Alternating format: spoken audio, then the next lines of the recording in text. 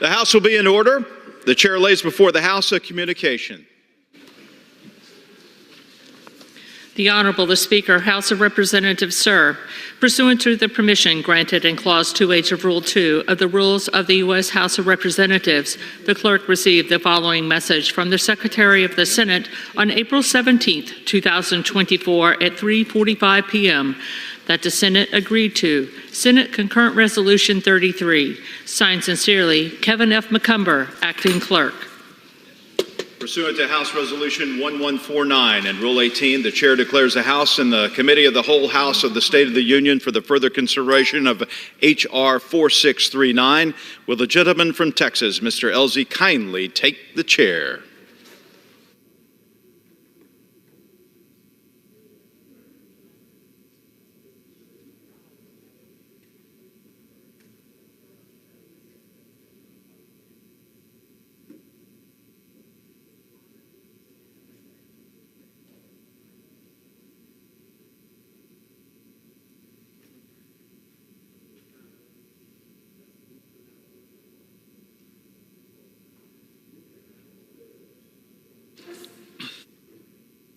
The House is in the Committee of the Whole House on the State of the Union for further consideration of H.R. 4639, which the clerk will report by title.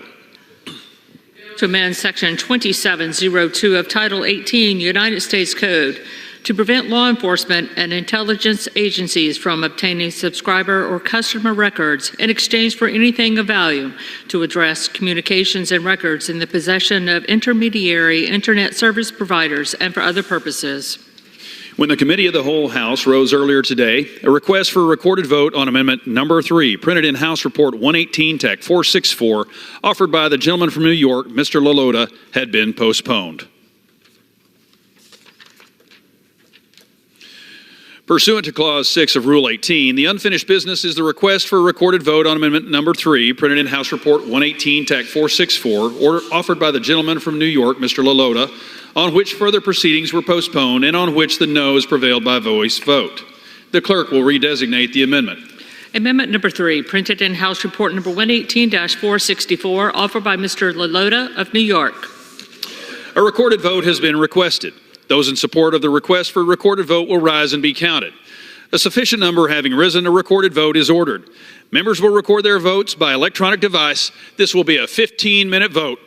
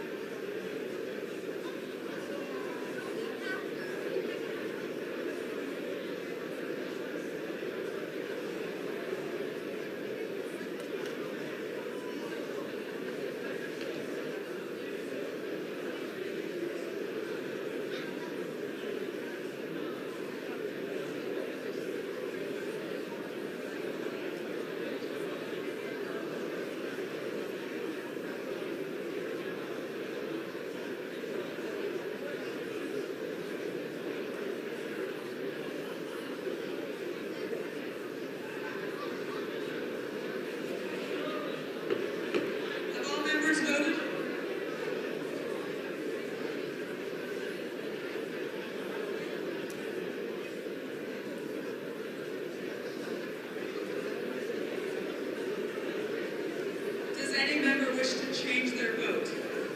Online, I note Mr. Moss, Ms. Napolitano, Mr. Fitzgerald, Mr. Kelly, Mississippi, Mr. Pitts, Ms. Lee, Ms. Garcia, Texas, Mr. Andrew, Mr. Hunt, Mr. Yapa, Mr. Tonko, Mr. Loudermilk, Mr. Cohen, Mr. Curtis, and Mr. Fallon. All bill on aye for Mr. Levin, Mr. Johnson of Georgia, Mr. Legacy, Mr. Sherman, and Mr. Carson. Mr. Winstrow. On aye, on no for Mr. Winstrow. Mr. Culberson. On aye, on no for Mr. Culberson. Ms. Delora. Ms. Delora votes aye. Mr. Mann.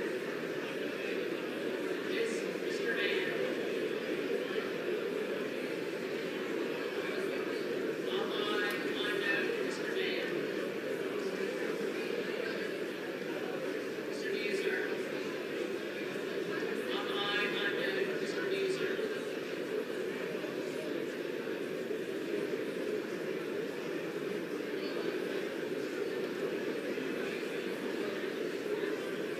Ms. McClellan. All aye, on no for Ms. McClellan. Mr. Cohen. All no, on aye for Mr. Cohen.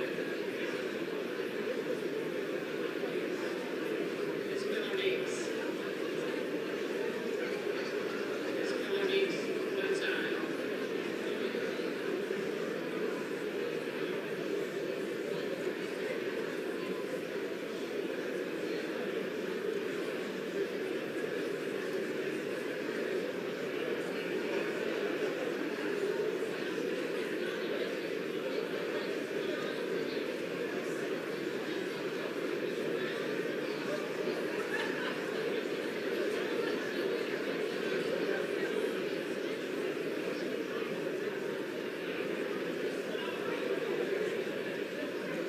Mr. Duarte.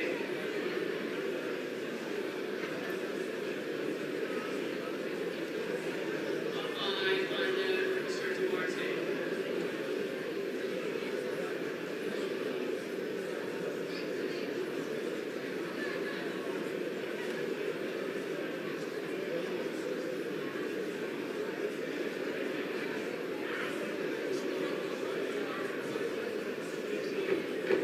Have all members voted?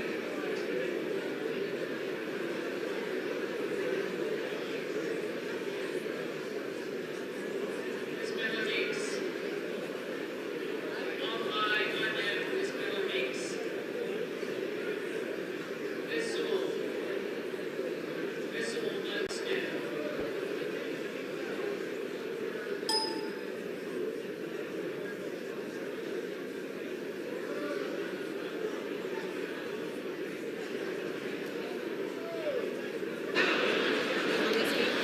On this vote, the yeas are 176, the nays are 246, with one recorded as present. Amendment is not adopted. There being no further amendment, under the rule, the committee rises.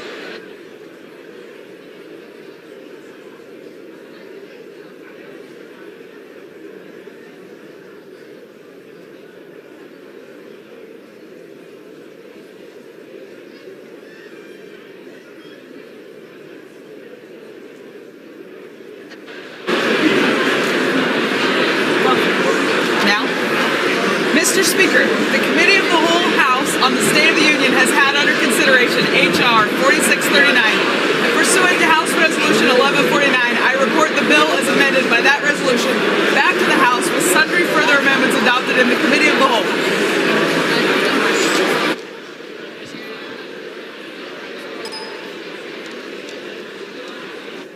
You'll get to gavel it.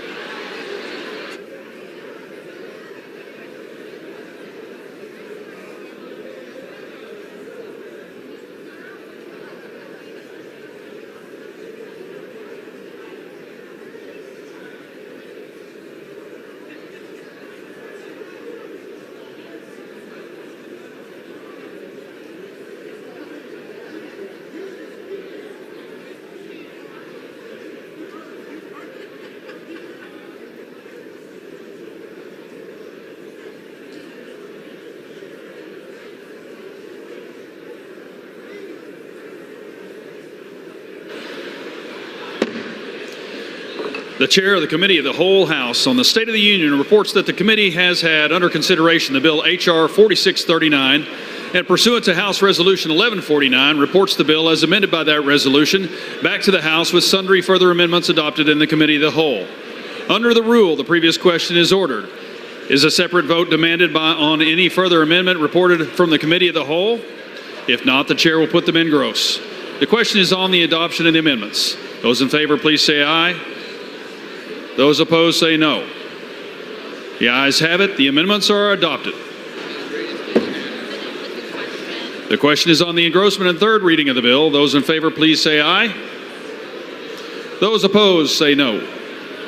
The ayes have it. Third reading. The bill to amend Section 2702 of Title 18 United States Code to prevent law enforcement and intelligence agencies from obtaining subscriber or customer records in exchange for anything of value, to address communications and records in the possession of intermediary internet service providers, and for other purposes.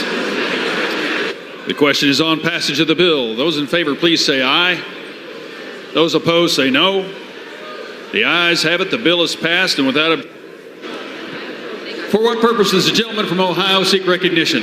I'd ask for the yeas and nays, Mr. Speaker. Thank you. 5 minutes. The yeas and nays are requested. Those favoring a vote by the yeas and nays will rise. A sufficient number having risen, the yeas and nays are ordered. Members will record their votes by electronic device. Pursuant to Clause 9 of Rule 20, this 5-minute vote on passage of H.R. 4639 will be followed by 5-minute votes on passage of H.R. 6046, passage of H.R. 4691, passage of H.R. 5947, and passage of H.R. 6323. This is a 5-minute vote.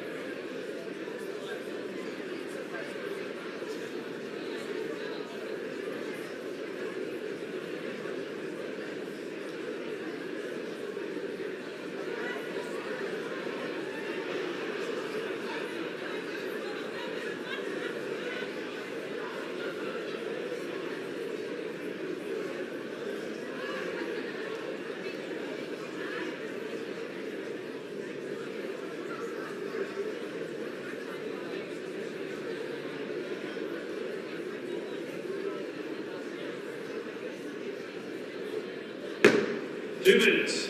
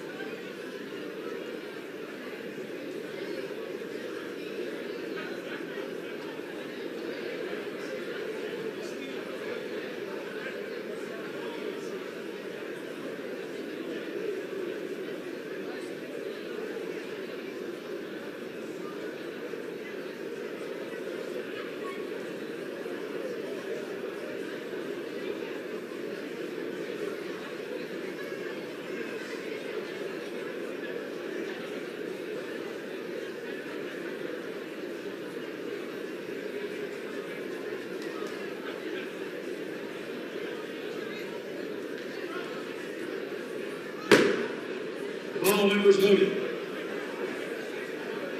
Does any member wish to change their vote?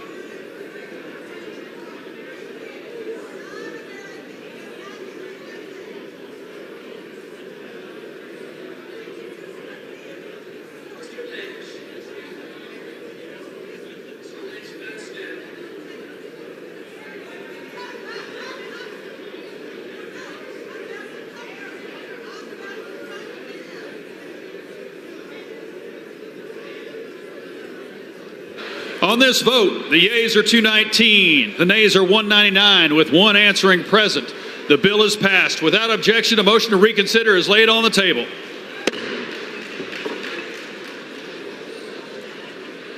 Pursuant to Clause 8 of Rule 20, the unfinished business is the vote on passage of H.R. 6046, on which the yeas and nays are ordered. The clerk will report the title of the bill. H.R. 6046, a bill to designate Ansar Allah as a foreign terrorist organization and to impose certain sanctions on Ansar Allah and for other purposes. The question is on passage of the bill. The members will record their votes by electronic device. This is a 5-minute vote.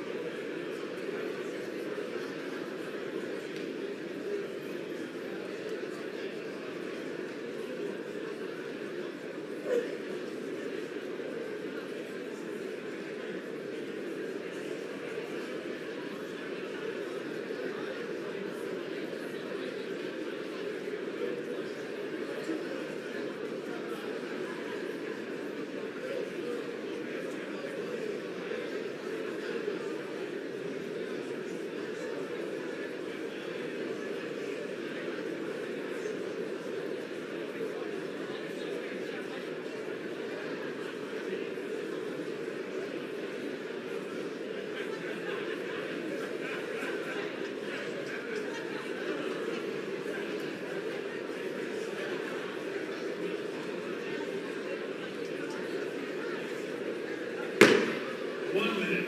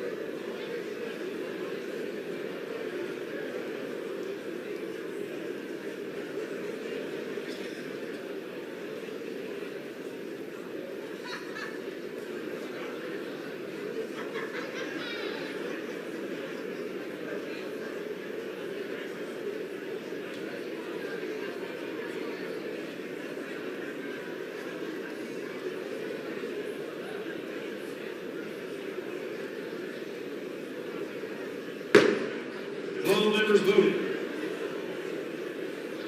Has anyone wish to change their vote? Mr. Larson of Washington.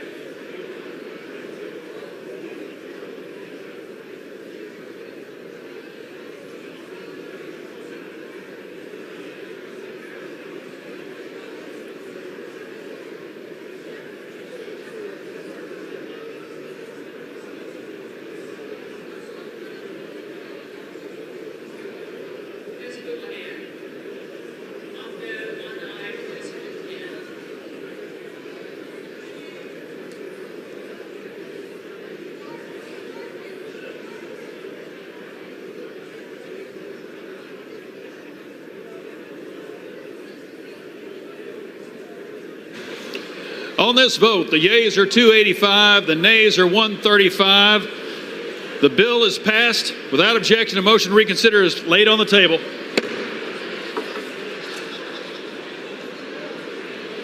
Pursuant to Clause 8 of Rule 20, the unfinished business is the vote on passage of H.R. 4691, on which the yeas and nays are ordered. Clerk will report the title of the bill. H.R. 4691, a bill to provide for congressional review of actions to terminate or waive sanctions imposed with respect to Iran. The question is on passage of the bill. Members will record their votes by electronic device. This will be a 5-minute vote.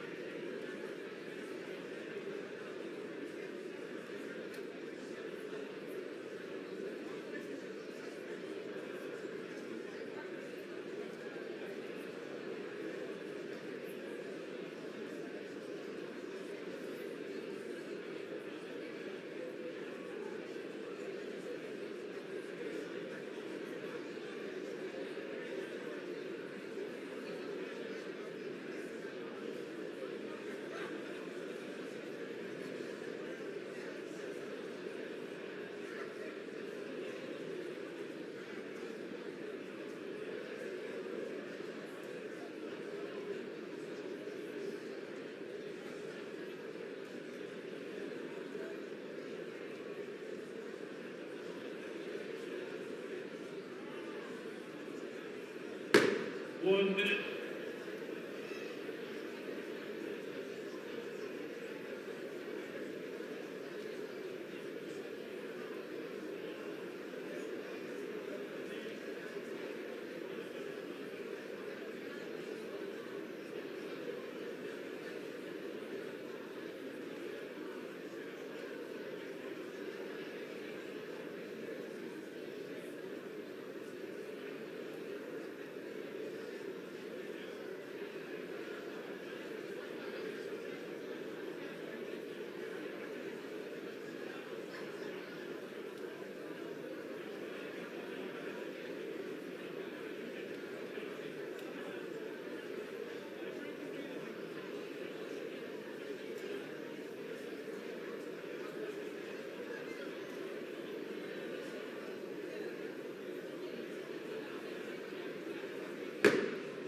All members voted.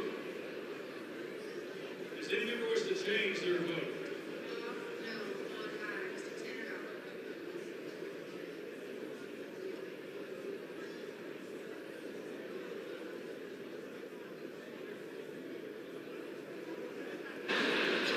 On this vote, the yeas are 278, the nays are 141. The bill is passed. Without objection, a motion to reconsider is laid on the table.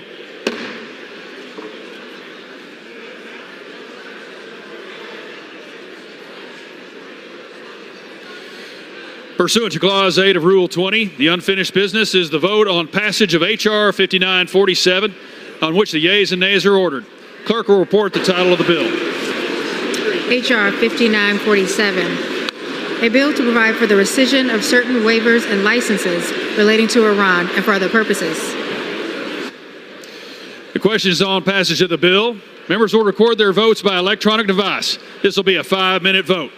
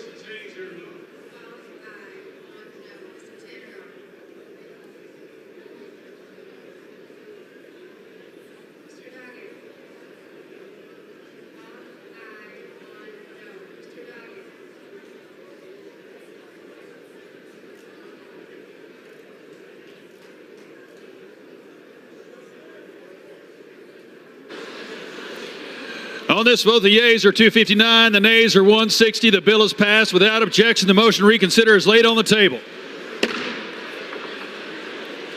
Pursuant to Clause 8 of Rule 20, the unfinished business is the vote on passage of H.R. 6323, on which the yeas and nays are ordered.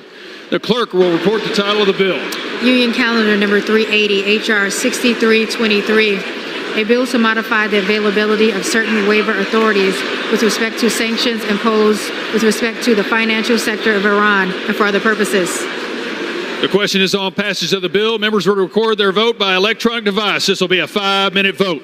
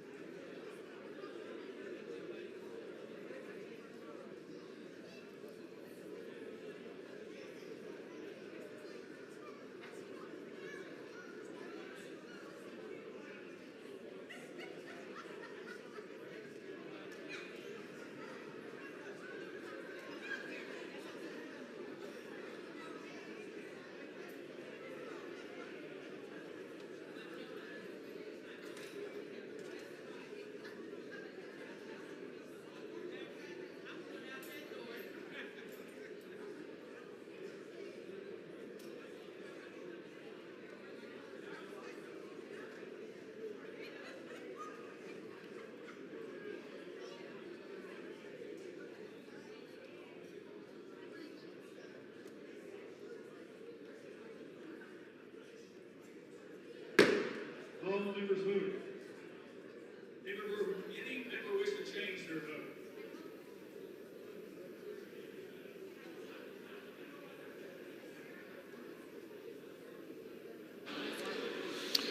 On this vote, the yeas are 271, the nays are 147. The bill is passed. Without objection, a motion to reconsider is laid on the table. For what purpose does the gentleman from North Carolina seek recognition? Mr. Speaker, I ask unanimous consent to take from the Speaker's table Senate Concurrent Resolution 33 and ask for its immediate consideration in the House. Title of the resolution. Maybe she put it.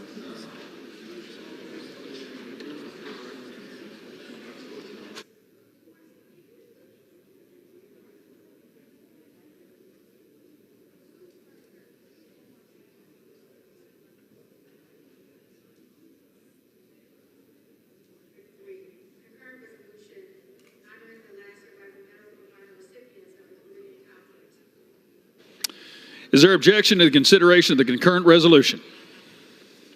Without objection, the concurrent resolution is agreed to, and the motion to reconsider is laid on the table.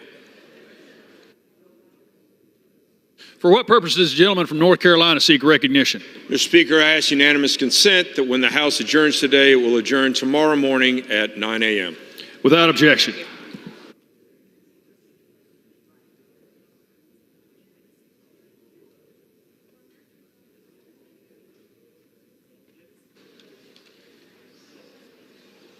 For what purpose does the gentlelady from Florida seek recognition? Mr. Speaker, I ask unanimous consent to address the House out of order. Without objection. Thank you, Mr. Speaker. Mr. Speaker and our colleagues, last night, the Sunshine State lost a brilliant statesman who loved Florida and all of her people. And with the sad passing of our beloved Bob Graham, our entire nation lost a proud world citizen, a dedicated American patriot, and a devout public servant. A true son of Florida, Graham rose to serve in our governor's mansion and 3 terms as a United States Senator. Despite that august resume, Bob Graham was at heart a man of the very people he represented. In his first campaign for governor, Graham pledged to put in 8-hour days working the same tough but rewarding work that Floridians do every day to make our state so strong. He paved roads, delivered luggage in hotels, taught school, and picked tomatoes. True to his word, Graham completed over 400 of these workdays so he could touch, see, and feel the challenges and triumphs of the neighbors he so proudly represented. As governor, he led our most ambitious program ever to boost education, notably improving our state universities. Like me, he was a proud University of Florida Gator. And today, Bob Graham can look down with pride on his alma mater and a university system that he helped ensure rivals the best in the nation. His love and dedication to education was passed on to so many in our state, and thankfully to his own daughter, Gwen. Fittingly, Gwen Graham, our former congressional colleague, now serves in the U.S. Department of Education. Perhaps his most visionary achievement in Florida will be his ambitious environmental protection agenda. His Florida programs are still being carried forward to this day, including his work to save the Everglades. This issue, like so many, demonstrated his skills to build consensus across the political spectrum, and that bipartisan spirit still guides Florida's diverse delegation. As a foreign affairs expert, Senator Graham stood out as a brilliant master of statecraft. As chair of the Senate Select Committee on Intelligence, he understood all too well the very real global threats that we face as a nation. And he never shrunk from asking the tough questions, even as America reeled from the September 11th attacks. He bore a heavy weight to demand accountability for this tragedy. Yet this man who epitomized that what we all think of as an elder statesman was a far more complex figure than that. When the Tallahassee Press Corps did their annual roast of state leaders, there was Governor Graham helping them turn the spit, even if it meant poking fun at himself. And when a constituent flagged a problem or a task he needed to circle back on, he'd scribble it in his notepad, just like his dad did. His love of family is something every one of his children and grandchildren will testify to, as they all loved their doodle, as he was affectionately called. Even in his, quote, retirement from government, he established the Bob Graham Center for Public Service. To the very end, he nurtured in others the noble custom he perfected of serving that very community that he served so well. There are no words to express my gratitude and respect for Senator Graham, and it is evidenced by our entire delegation being here today to honor him, and we will all miss him dearly. Today, we keep his entire family and all those who loved him in our thoughts, including his wife, Adele Corey Graham, his 4 daughters, Gwen, our former colleague, Sissy, Suzanne, and Kendall, all his grandchildren and great-grandchildren, his former staff, and all those across the country who knew and loved him. May his memory be a blessing. Mr. Speaker, I ask that all those present in the chamber and in the gallery, as well as all staff members and visitors throughout the Capitol complex, rise for a moment of silence in honor of our former colleague and friend, Senator Bob Graham. Thank you.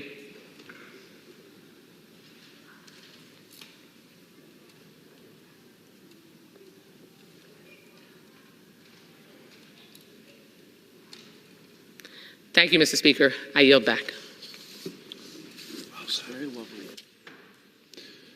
The chair will receive a message.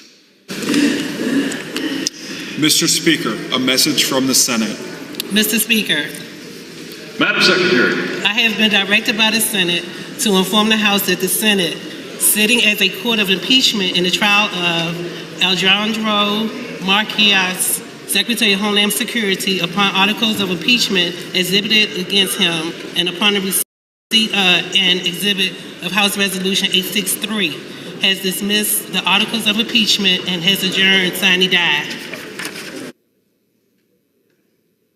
The chair will now entertain requests for 1-minute speeches. For what purpose does the gentleman from Georgia seek recognition? Ask unanimous consent to address the House for 1 minute to revise and extend my remarks. Without objection, the gentleman from Georgia is recognized for 1 minute. Mr. Speaker, I rise today to honor the life of William Herbert Hunt, who passed away at the age of 95. Herb was born in Arkansas before moving to Texas as a young child. He attended boarding school in Pennsylvania before earning a bachelor's degree in geology from Washington Lee University. At university, Herb met his soulmate, Nancy Jane Broaddus. They were married for 72 years and raised a large, loving family.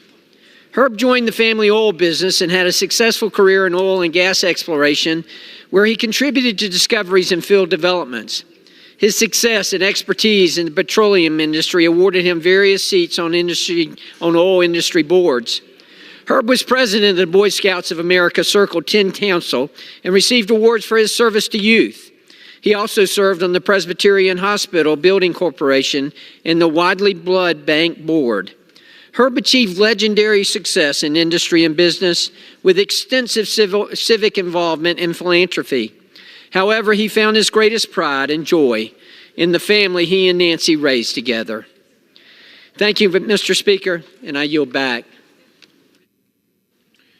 For what purpose does the gentlewoman from Virginia seek recognition? Without objection, the gentlewoman is recognized for 1 minute. Thank you, Mr. Speaker.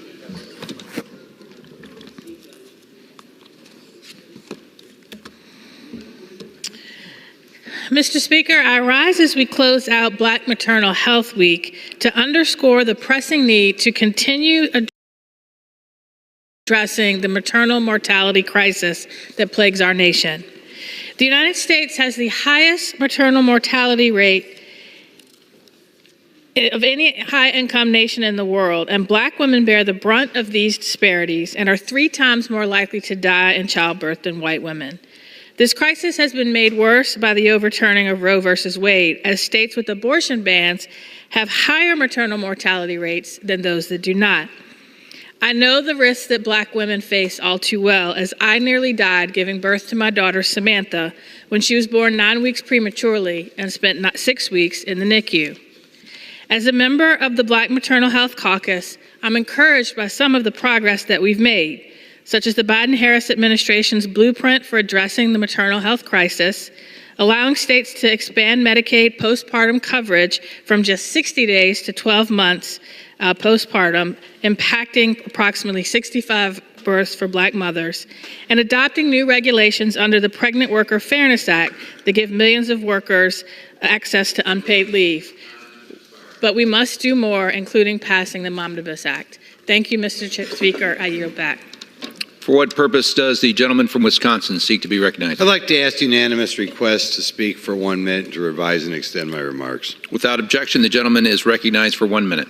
I think it's important for this body to take a few minutes to discuss and deal with the recent headlines regarding the National Public Radio editor, who made public that 87 out of 87 members of their editorial newsroom staff registered Democrat, not one registered Republican. It's obviously of interest, and it should be a particular interest to fair-minded people everywhere, and Republicans in particular. We right now are losing the culture. And the Republican Party, we're the ones who stand to thwart the Constitution, try to defend it, try to keep America the great country it's always been. It is a very difficult thing to get sympathy in our quest from the public as a whole when news outlets have an overwhelmingly left-wing anti-American bias. I would like to congratulate, normally a Democrat, Yuri Berliner for being able to step out and try to publicize a true diversity problem at NPR, and hope that in the future the gentleman's time has expired. Appropriations Committee discusses this problem. Thank you. For what purpose does the gentleman from Illinois seek recognition? Mr. Speaker, I seek unanimous consent to adjust the House for 1 minute to extend and revise my remarks. Without objection, the gentleman is recognized for 1 minute. Mr. Speaker, today I rise to honor a community activist and fighter for justice, Reverend Walter Slim Coleman. Reverend Slim was part of a Rainbow Coalition. He always worked to help the powerless build power, expand opportunity, and hold the government accountable to people's needs. And he brought Caucasian allies to the fight alongside Latino and Black leaders. Slim helped elect Chicago's first Black mayor, Harold Washington. Slim was in it for the long haul. No setback, no loss deterred him from fighting for affordable housing, good schools, community safety, better health care, and more. Alongside his wife, Reverend Emma Lozano, the Reverend was a leader of Chicago's sanctuary movement. In 2006, he declared his church as a sanctuary to protect immigrants from deportation, and other churches followed suit. Reverend Slim, our city is indebted to you, and we miss you immensely. Rest in peace, my dear friend. I yield back. For what purpose does the gentleman from California seek recognition? I seek and ask consent to address the House for 1 minute. Without objection, sir, the gentleman is recognized for 1 minute. Thank you, Mr. Speaker. The United States is now the #1 importer of wood products. It had been China up until recently, when they finally slowed down their building.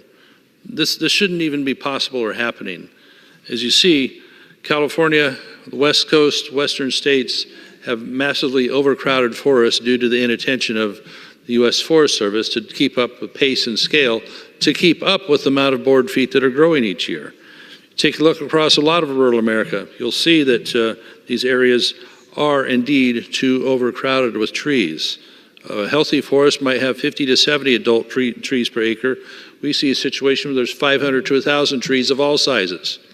So for a healthy and resilient forest, each tree needs enough nutrients, water, and sunlight to thrive. But when the trees grow too close together, they compete for these resources, are weakened, and then are susceptible to insects and other damage. So you can see on the far side of this poster, a dense forest that is going to be very fire prone and very likely to be attacked by bugs or go through a drought period and become unhealthy.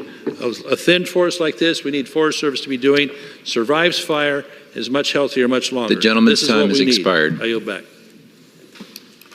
For what purpose does the gentlewoman from Ohio seek recognition?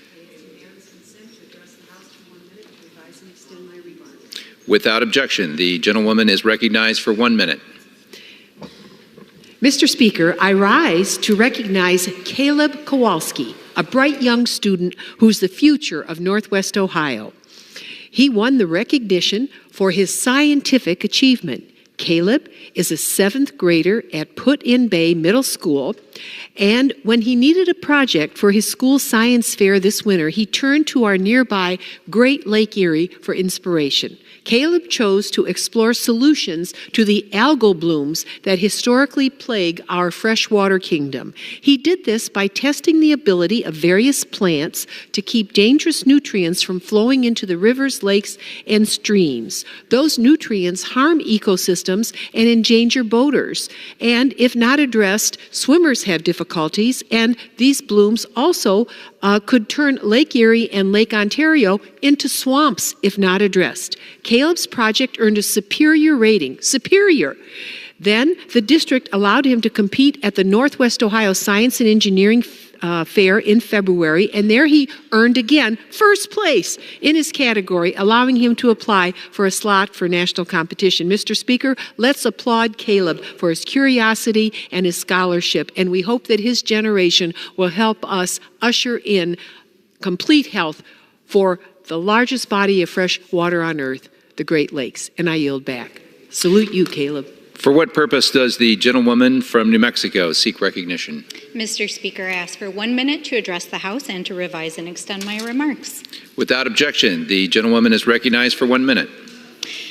This week, we are closing out Black Maternal Health Week, focused on bringing attention, awareness, and most importantly, action to improving maternal health for Black mothers. Across the United States, Black mothers are 3 times more likely to die from pregnancy, making them the most at-risk maternal mortality of any group. And in New Mexico, our Black babies have the highest rates of infant mortality and premature births. In addition, Black women and families are more likely to experience economic instability, lack of access, racism, and implicit bias within the system. Black maternal health is a crisis that demands action. That is why I am proud to co-sponsor Representative Lauren Underwood's Black Maternal Momnibus to help address the leading causes. Because access to care is a right, not a privilege, and we cannot leave Black women alone in this fight. Our Black mothers are strong The gentlewoman's time and has expired. resilient, and we must work every day to ensure The that gentlewoman's they have time has the expired. respect, support, and care they need. The gentlewoman's time has expired.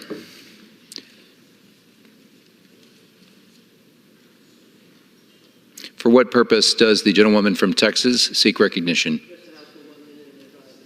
Without objection, the gentlewoman is recognized for 1 minute.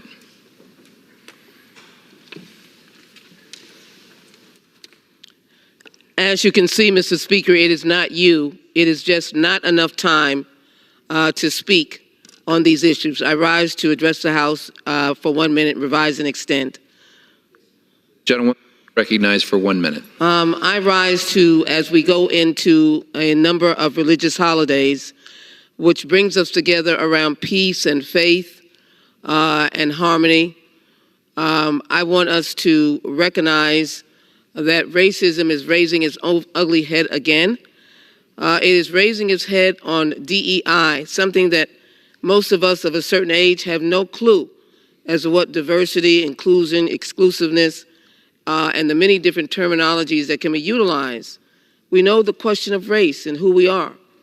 And so it is important as we take to our home districts that we embrace the diversity that is in our districts, and we talk about the need for harmony and unity, and as well that we recognize that we're better together than we are separated. I want to offer a commitment that we stand against racism, that we acknowledge it, that we join together in supporting H.R. 40, that is a commission to study reparations and develop reparation proposals. But I look forward to us ridding ourselves The gentlewoman's time has expired. of racism, and as well to ensure that we find a way to solve why we're divided instead of united. The gentlewoman's time has The gentleman expired. is doing his job, and I will continue to just say this.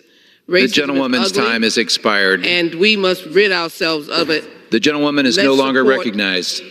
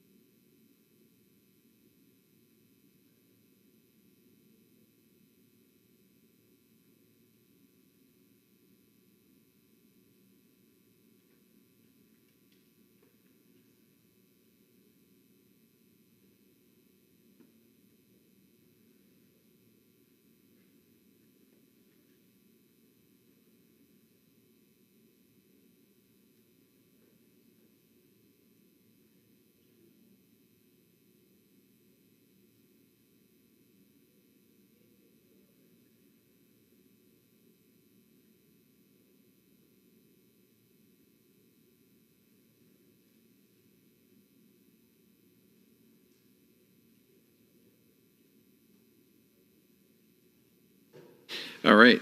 Under the Speaker's announced policy of January 9th, 2023, the gentleman from Utah, Mr. Moore, is recognized for 60 minutes as the designee of the Majority Leader. Thank you, Mr. Speaker. I ask unanimous consent that all members may have 5 legislative days in which to revise and extend their remarks and include extraneous material on the topic of this special order. Without objection. Thank you, Mr. Speaker. Appreciate this opportunity to join my colleagues and share some very important perspective and messages. House Republicans are responding to many concerns held by Americans across the country, from this historic crisis happening at our southern borders to the increasing cost of everyday goods and services as a result of Biden administration's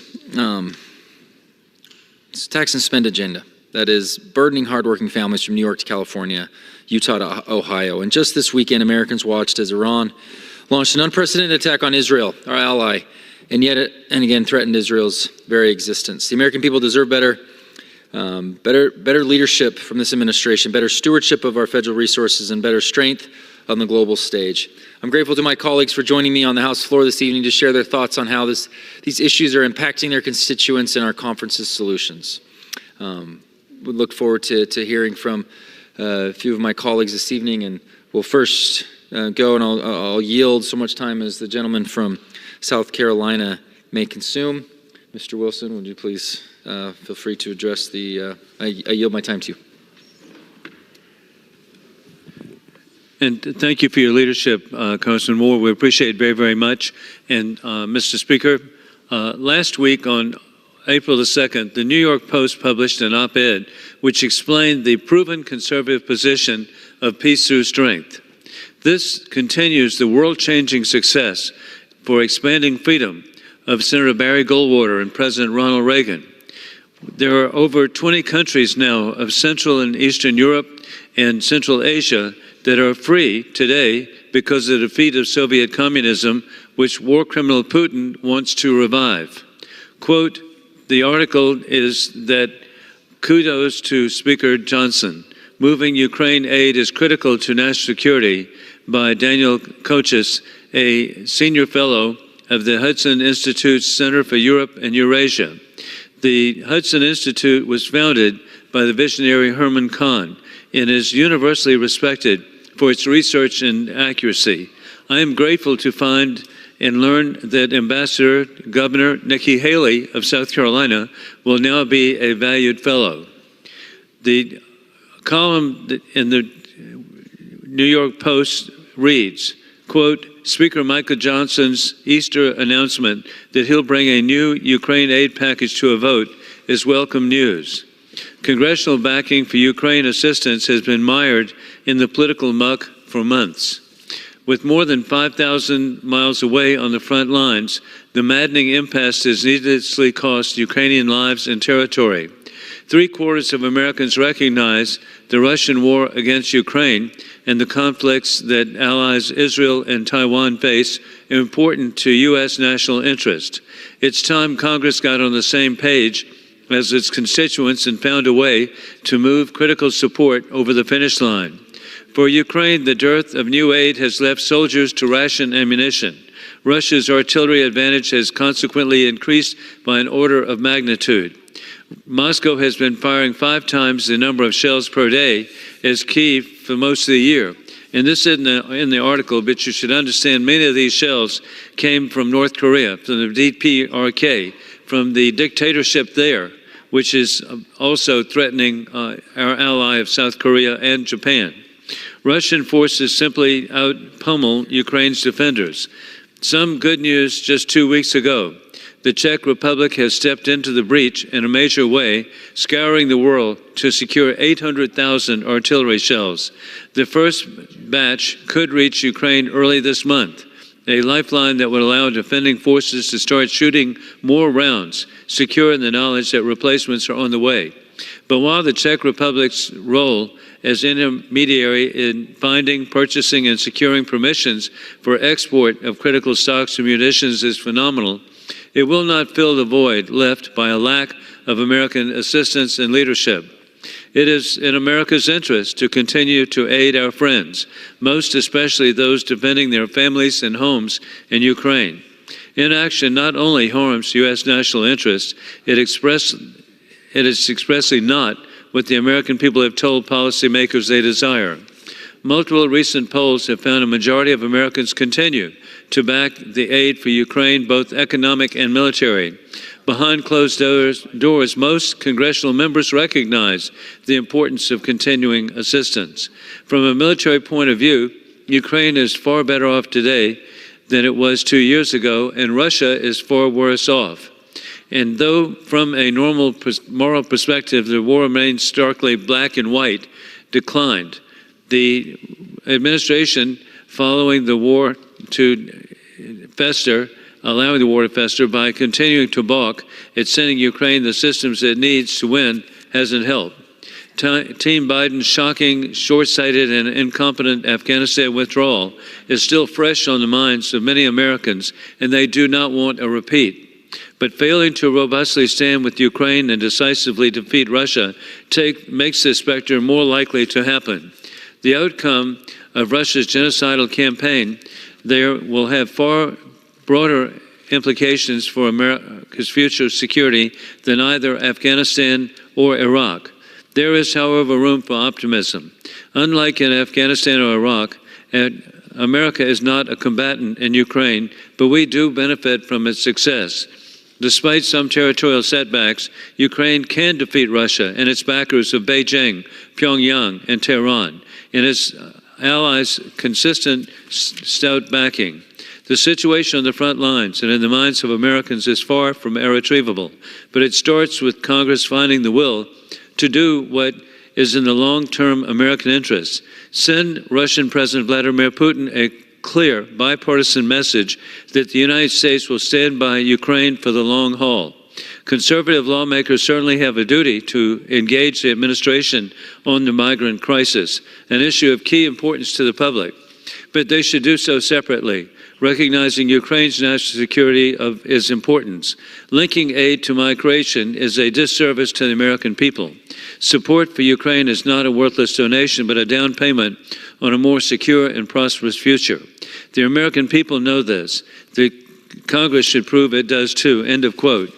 And I would like to also offer for inclusion in the congressional record a op-ed that I provided in the Washington Times of February the 9th, 2021 and 2022. And this indicates why Ukraine matters for American families, a destabilized world with higher inflation and gas prices.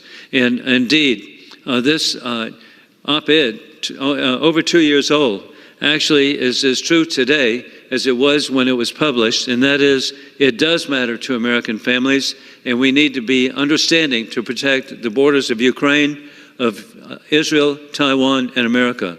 With that, I yield back. Thank you to the gentleman from South Carolina. I appreciate your words and appreciate your steadfast work on the Armed Services Committee and all national security matters. I now yield so much time as the gentleman may consume. From Florida, Mr. Gates.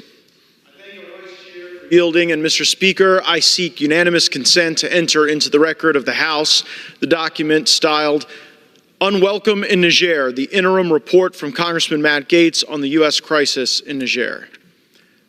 Mr. Speaker, I come to the House floor this evening to expose a cover-up in the African country of Niger.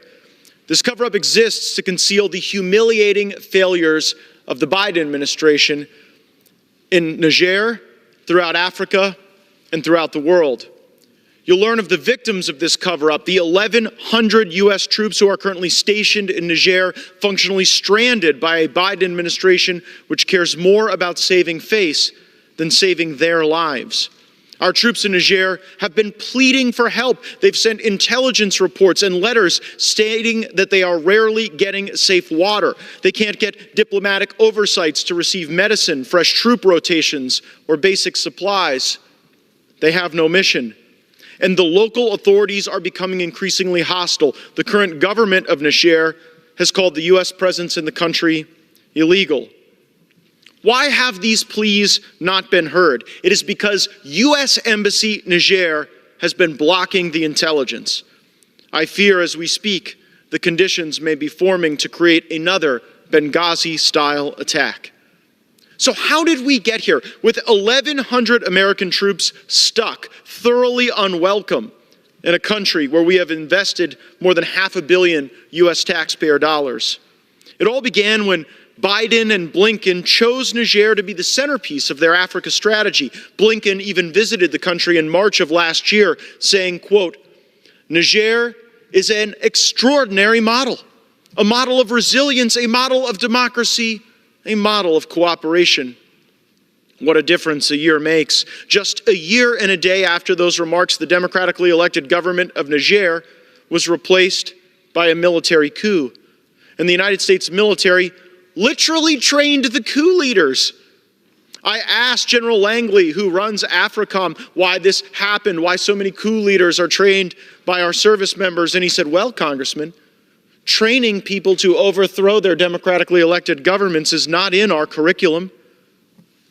But the results are staggering and embarrassing. In Guinea, Mali, Niger, Burkina Faso, and other countries, there were coups, and in each of those coups, there was one common element: U.S. training for the coup leaders.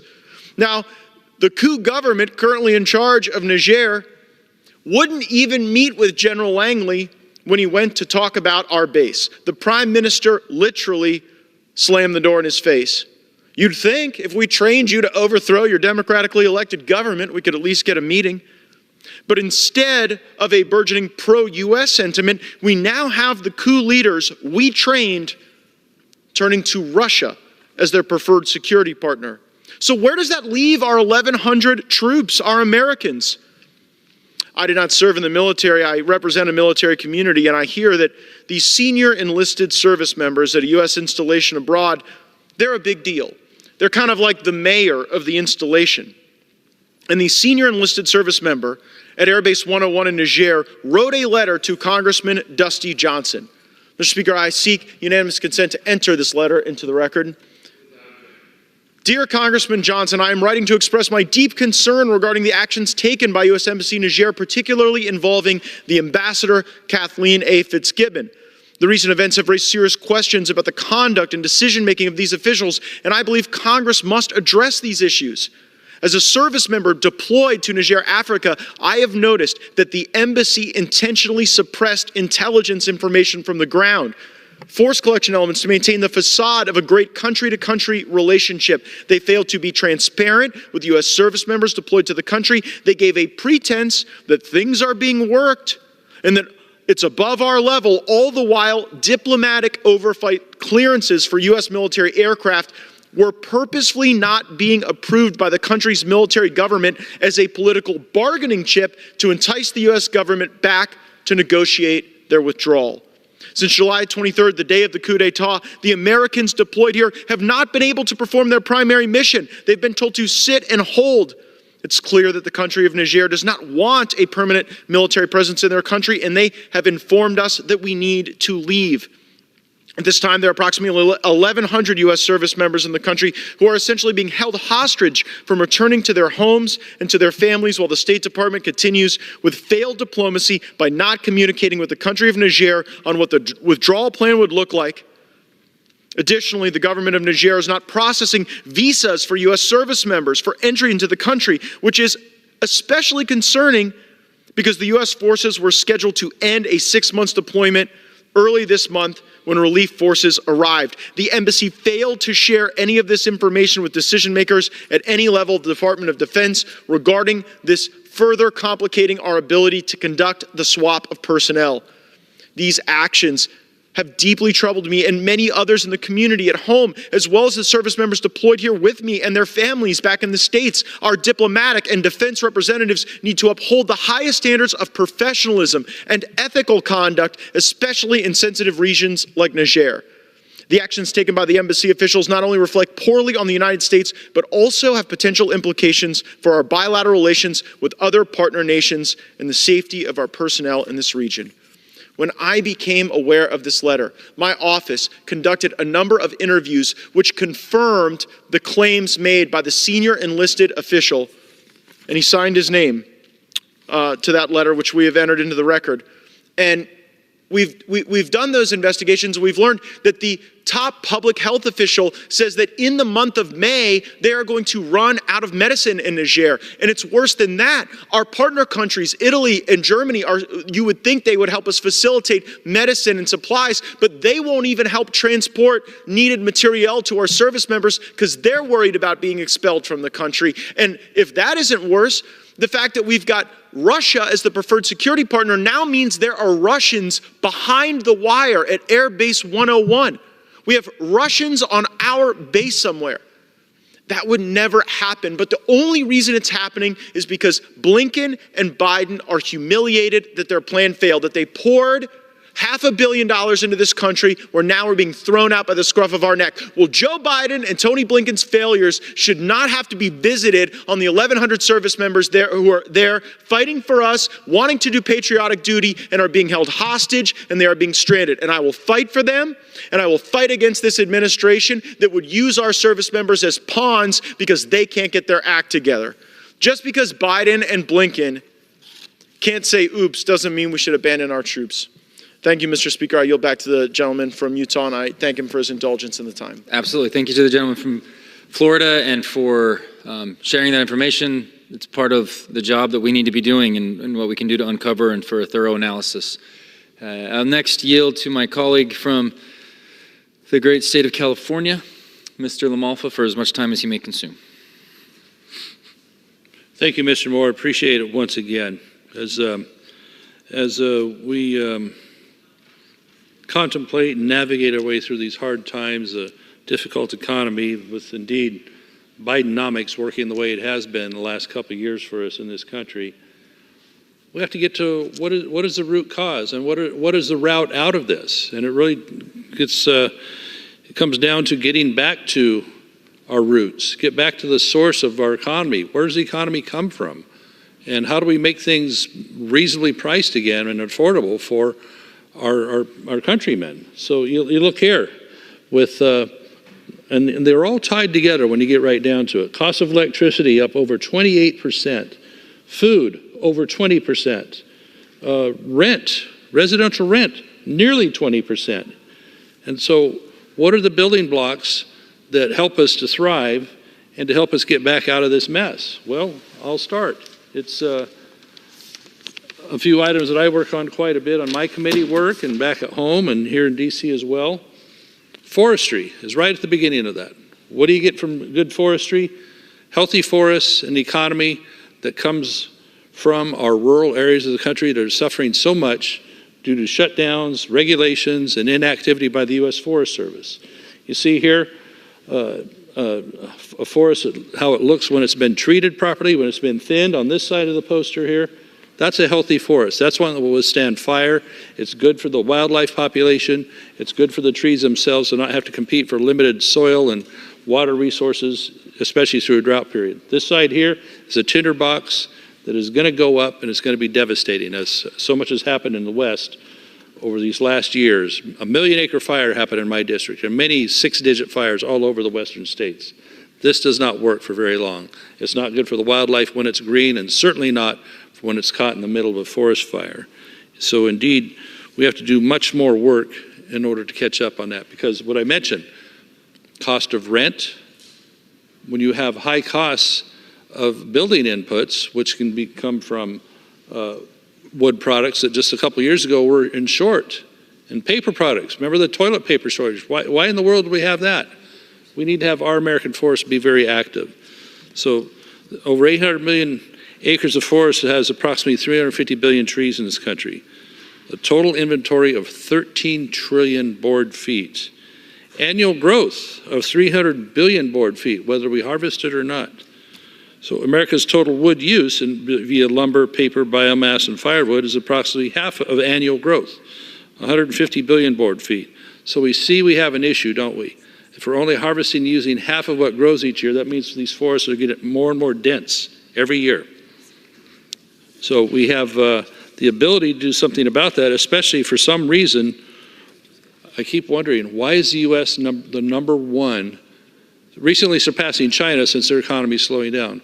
Why are we now the number one importer of wood products when we have the resource here that actually needs to be thinned, needs to be harvested, needs to be taken care of, Not clear cut, not the whole works. That isn't what it's about. That's the first thing that the city folks want to say, oh, you're going to cut all the trees. No, we thin them out. This is what that looks like right here. And then that forest keeps on growing and it's healthy, and the next wave of harvest happens 30, 40, 50 years later, and it's a successful program. Instead, sending the job somewhere else, importing, now that China has receded somewhat, #1 importer of wood. Doesn't make a lick of sense to me. So in the Farm Bill, we can address some of these issues coming up if we can be successful on passing what would be best in a 5-year Farm Bill soon, and help with our forest health as well as the cost of housing and building new housing, building new apartments, whatever, for people. And so that'll get me to my next poster here, having to do with food, okay? Another part of the building blocks. I mentioned electricity. Those prices have gone up. Food, and then housing. Here we have an example of the food that is grown in my home state of California, but it's important to the whole country, and many other states are key to food supply in the Midwest and the southern states and so many areas of the country. I like to point out what we have grown in California, because we oftentimes have a water problem where the water supply, in tougher years, doesn't get to agriculture. Last 2 years, we've had an amazing water supply, amazing snowpack, and indeed above the 100% level of normal. Our lakes are filling, if we can keep after the people making the decisions that allow them to fill the last bit to top off, because we have still several reservoirs that have a lot of space in them. I want to see them all hit 100% so we can survive maybe the next drought, or certainly allocate water to agriculture as it needs to be, as well as the people in the urban areas that are seeing themselves having to ration water. And they're going to be cut back to 42 gallons per day in some cases due to the extreme measures that people that are not planning water supply are going to cause them to do. Now, I don't know how that looks to my colleagues in LA County, Orange County, San Francisco County, of having to tell people you're only going to get 42 gallons of water per day because of the mismanagement of water supply in our state. We could be building more storage. We should be building more storage. We have a chance to build a place called Sites Reservoir, 1.5 million acre feet of storage. We could raise Shasta Dam only 18 feet, that would yield 630,000 more acre feet of water. If we were actually filling San Luis Reservoir, the last 500,000 acre feet of space it has right now, because they won't run the pumps because of some phony numbers they're using on fish, and it affecting the fish by running the pumps. There's 500,000 acre feet we're leaving on the table this year right now, unless something changes dramatically soon on running the pumps down there in the Delta. It seems to be the priority these days everywhere is fish and environmental water. Well, people are being left behind on this. And we're going to see the allocation of water to some of the San Joaquin districts and areas curtailed, again, in a high water year, in a high snowpack year. Great water. We've been blessed. They're going to see only 30 or 35% of their normal allocation. And that means these crops aren't going to be grown. And as I pointed out, these crops grown in California, 100% of the artichokes, celery, garlic, honeydew, kiwi fruit, nectarines, olives, plums, shelled almonds, shelled pistachios, shelled walnuts, tomatoes. Basically 100% of what America uses comes from California on a commercial basis. I know people grow patches of it here and there in their gardens and stuff around the country, but commercially grown, that's what California represents. Even getting down to some that are not quite 100%, mandarins, avocados, grapes, carrots, broccoli, these are at the 90% mark. Strawberries, 89%. Wild rice, 60% is grown in California. Even horseradish, 30%, a lot of up in my area, in the Tule Lake area, except they're having their water taken away, except they're having their dams removed due to environmental stuff. So how are we going to get a handle back on the high price of inflation on whether it's energy, with the dams I just mentioned? Electricity's up 20-something%. They tear down hydroelectric dams and say, oh, we're going to replace it with high-cost solar or wind. It has to be massively subsidized, otherwise no one would ever be able to afford it. They take out the hydroelectric dams. That's not going to make electricity any cheaper. Food. If you don't build the water, allocate the water, and back people off on the regulations such as making them electrify every aspect of agriculture and even equipment coming. Locomotives, they're after locomotives that transport all this, the trucks that transport it.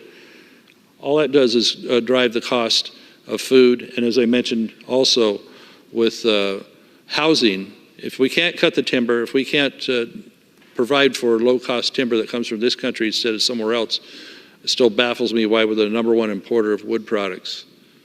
Then housing is not going to get any cheaper either. So that's tied in with a lot of other regulations and available land use and things like that.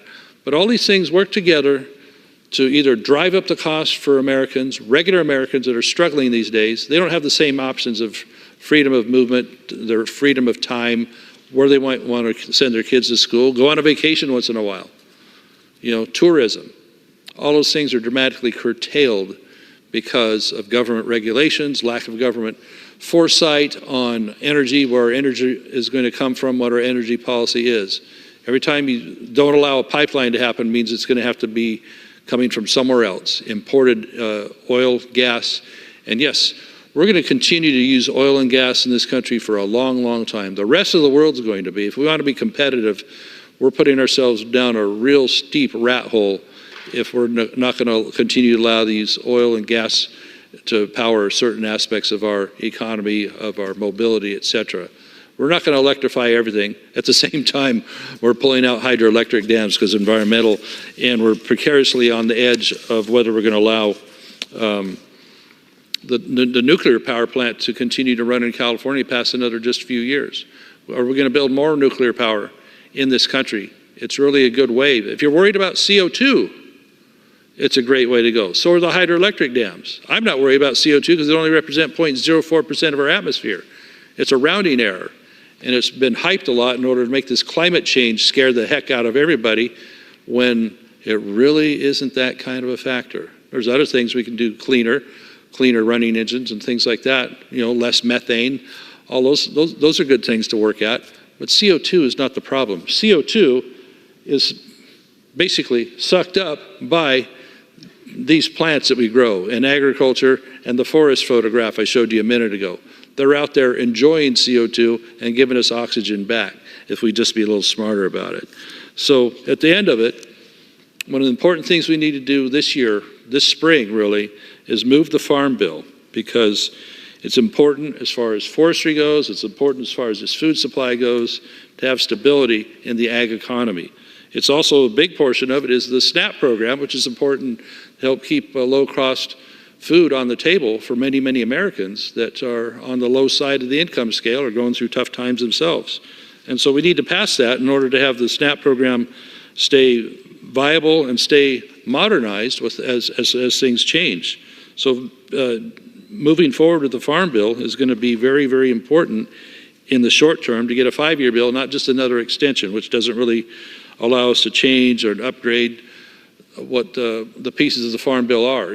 Crop insurance. Some of these crops need to have a more ability to access crop insurance. If you have crop insurance, then there's less need to have a bailout for a disaster because it's being taken care of up front, as well as a promotion of products, some of that through MAP funds and other programs to promote some of these products that we export. Because we do need to have an export economy. You have a giant negative economy with import-export with China and others, and agriculture has been one of our mainstays to have anywhere close to balance on foreign trade. So it's a good thing for us. So instead, what do we get? Things such as the Inflation Reduction Act, which is a joke in its name. It didn't reduce inflation. Inflation is still going up. It's still part of our everyday worry we have here. And that's what we get is more government spending. Instead, unleash the economy by allowing people to log timber, grow food, produce energy, as I'm talking about here. So we need to be able to make a difference to help these producers and then help the consumers.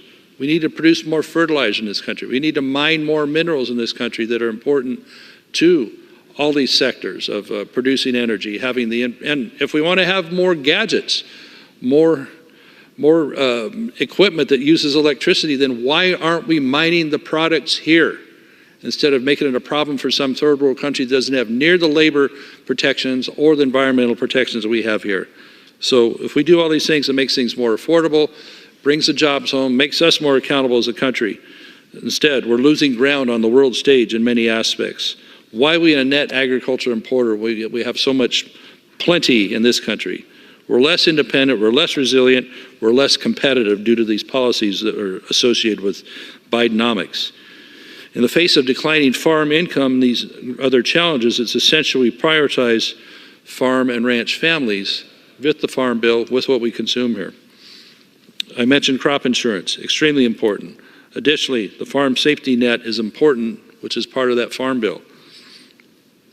The input costs I mentioned, water allocations, all the above are important that we work our way through these instead of ignoring them and thinking that the priorities that seem to be reset around here that have nothing to do with helping Americans in their everyday lives.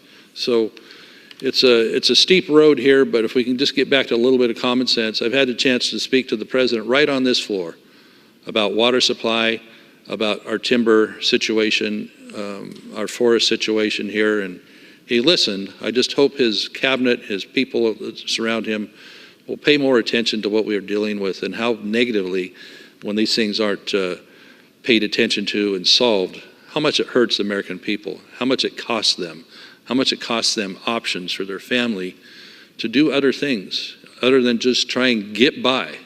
It doesn't have to be this way. This inflation we've had the last 3 years, we came out of COVID, yes, but our economy should be thriving much better than what it is and not have these ridiculous regulations and things that limit us so much and advantage our competitors around the world, China, the Pacific Rim, and others, especially at such a perilous time in such unrest in the world with the wars that are breaking out. We need to be strong. We need to be self-sufficient.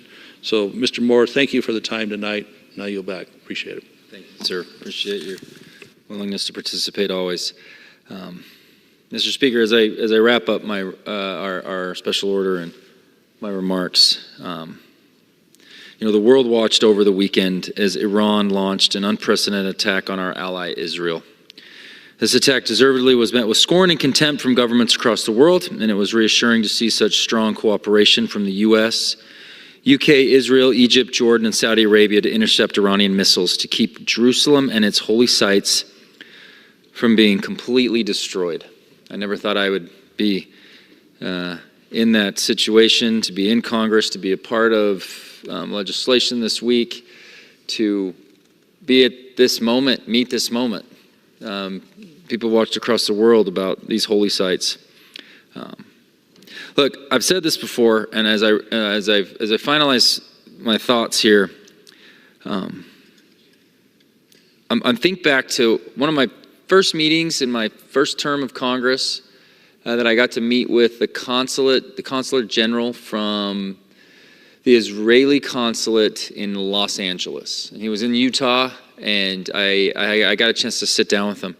And I said, look, as I dig into this, I'm so impressed with the Abraham Accords, and candidly, I think it was President Trump and Vice President Pence's most significant success in our foreign policy during their administration.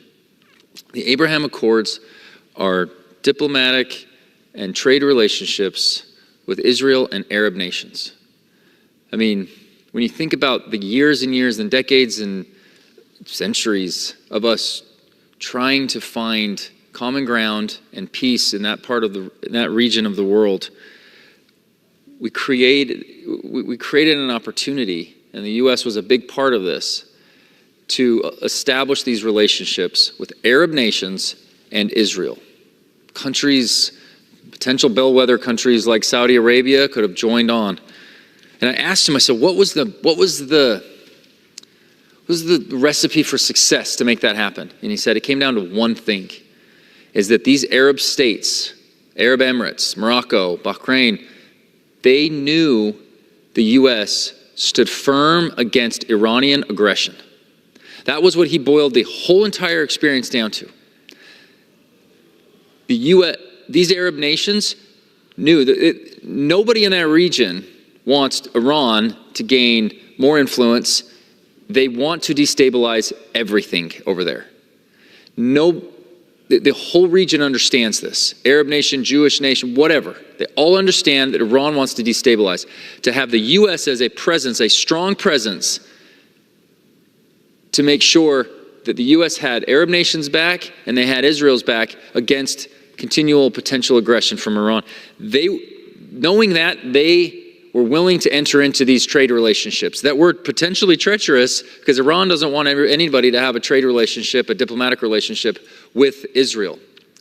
This is my number one biggest complaint with President Biden's foreign policy is to just, okay, look, President Obama was going on the JCPOA. Let's just start those talks back up again and completely ignore the success that we had to create peace in the Middle East. It has been something that every president has wanted. President Clinton, watching what he was trying to do, the absolute tragedy of the assassination that took place during his time. Every president, Republican or Democrat, has wanted peace in the Middle East. To flatly say and to overlook the reason why the Abraham Accords were successful and to not take that type of same strength to Iran, it was the biggest blunder, I believe, in President Biden's foreign policy approach in that particular region. And is it any wonder while we're sitting here today with unprecedented drone missile attacks directly on our ally Israel? You have to stand up to Iran in order to promote peace in the Middle East. You cannot have it all. You can't have the entire pie. You have to call it as it is sometime and cut it off. The JCPOA should have never been re-engaged.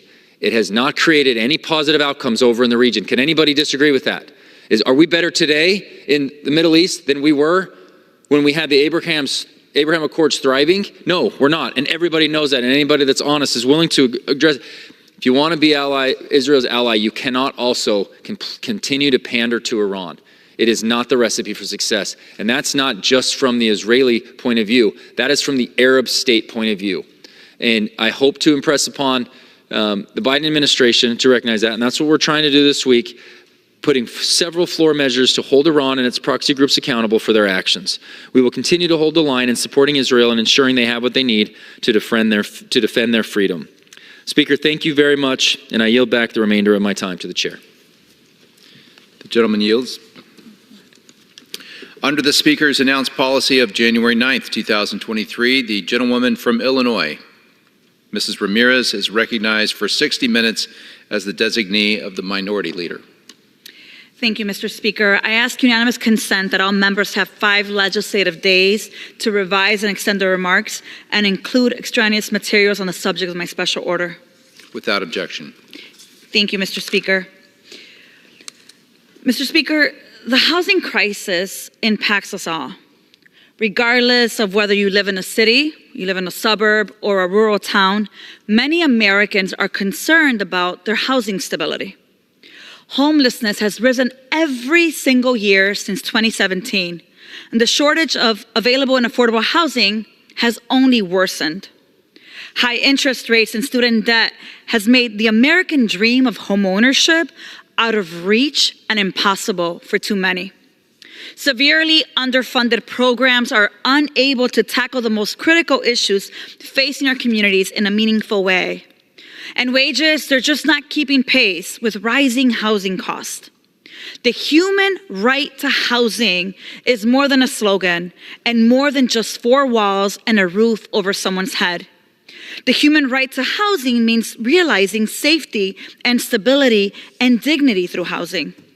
And that is why today I'm convening tonight's special order hour for the Congressional Progressive Caucus, so that I, along with my colleagues, can talk to you about the housing challenges facing American households and the progressive solutions we can champion to address this issue.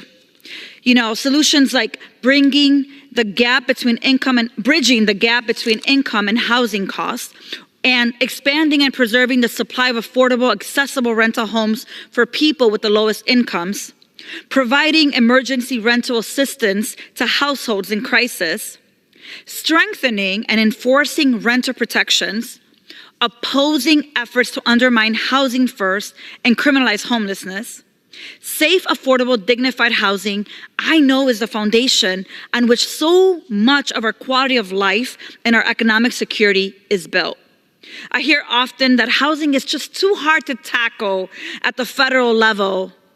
But if we want to realize housing for all as a human right, we have to challenge ourselves to move beyond traditional approaches and embrace creativity and innovation.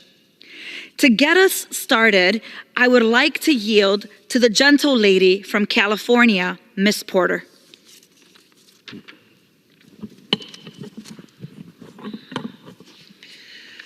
My son Paul broke my heart with a question. He asked, "Mom, will you come visit me when I grow up and live outside of California?" "Why would you want to live out of state?" I asked. It wasn't that there's somewhere else he'd rather be.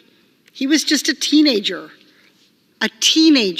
already worrying that he wouldn't be able to afford to live where he grew up. He's right to be worried. We all face a big cost of living problem. Housing has become too expensive and affordable housing altogether too scarce. The National Low Income Housing Coalition estimates that there is a nationwide shortage of more than 7 million affordable homes. That's not just a problem, it is a full-blown crisis. Washington has bungled this for decades, and nothing is changing. Earlier this year, bipartisan House and Senate leaders promised, quote, the biggest investment in housing that Congress has made in 35 years, until the deal fell apart. We're back to solving yesterday's problems tomorrow, maybe. Washington insiders might not have a plan, but I do. Let's start with the easiest step. Let's create a housing committee. We currently lump housing issues into the Financial Services Committee, a body focused on Wall Street, banking, and financial markets. But housing is about so much more. It's about shelter. It's about well-being. It's about opportunity, not just about Wall Street profits. Housing should have a dedicated committee. And then Republicans and Democrats on that housing committee must work together to do three related things. First, increase the supply of housing. Second, make housing easier to build. And third, make housing more affordable. Believe it or not, the supply part is pretty easy. Republicans and Democrats alike actually want to increase our housing supply. You don't have to take my word for it. Look at the Affordable Housing Credit Improvement Act, which would enhance tax credits to build 2 million homes over the next decade. It is publicly supported by 111 Democrats and 111 Republicans. So let's pass that. And then why stop with tax credits? Let's unleash private capital for home construction by guaranteeing and securitizing the construction of 1 to 4 unit starter homes, just like the government already does for big apartment buildings built by Wall Street real estate firms. Those are the steps that we need to take to invest in our housing supply. But actually building those homes is still too challenging, and it shouldn't be. Stick and brick homes are expensive. Manufacturing costs have gone down in virtually every industry, except home building. So why aren't we copying and learning from what worked in other industries? Imagine a home built, at least in part, from 3D printed materials. Congress can invest in this type of technology and reduce building costs by over 30% just by thinking creatively. And all levels of government should be partners in creative thinking. Congress should reward counties and cities that take steps to make their building and zoning requirements more flexible. And the federal government should release some of its unused land so we can build homes on it. With these simple steps, we can build way more affordable homes and get those financed and built. Then we just need to figure out how to make them affordable to own. One problem is that hedge funds have been scooping up all of the affordable homes, especially starter homes. We need to pass the End Hedge Fund Control of American Homes Act and tax Wall Street investors that purchase hundreds of homes solely for profits. Houses should be for homeowners and mom and pop landlords, not Wall Street companies looking to drive up their profits. And with the money we make from that bill, we can invest in down payment assistance for first-time home buyers. Often the biggest thing stopping people from owning a home is not having the cash to pay upfront for the down payment, even if they can afford the regular payments on that mortgage. Down payment assistance will solve that. Folks, this is what a plan looks like. Congress just doesn't have one. The United States did not wind up with a shortage of nearly 7 million affordable homes overnight. Our housing crisis is the gradual consequence of leaders in Washington being asleep at the wheel for over 30 years. Well, Congress needs to wake up. Lowering people's housing costs isn't pie in the sky. We have done it before. We did it through the GI Bill for service members, and we can do it again for all Americans. That's what we need from Washington, and I'll keep pushing to get it done. I yield back to the gentlelady. Thank you, Congresswoman Porter. I could not agree with you more, and today this is why we are doing the special order hour on housing. We need our Congress to wake up. Mr. Speaker, can you imagine we're wrapping up session and you had nowhere to go? You didn't have a place that you can lay your head tonight. You had no roof over your head on the coldest day in the year. Let's assume we were in January. The reality is that on any given night in America, more than 600,000 people experience homelessness. And nearly half of these individuals, 250,000, sleep outside.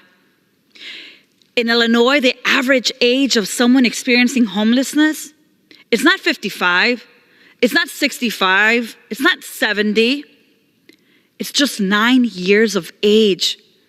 Can you imagine having a grandchild, a son, a sister, a niece, not having where to sleep at the age of 9? Homelessness is increasing across the country because more and more hardworking families and individuals are struggling to make ends meet.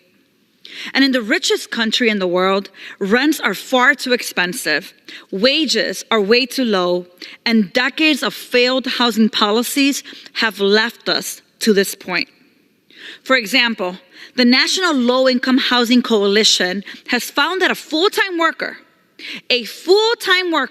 must earn $28.58 per hour to afford a modest 2-bedroom apartment. That doesn't get much better for a modest 1-bedroom apartment because a person would have to earn $23.67 to afford it.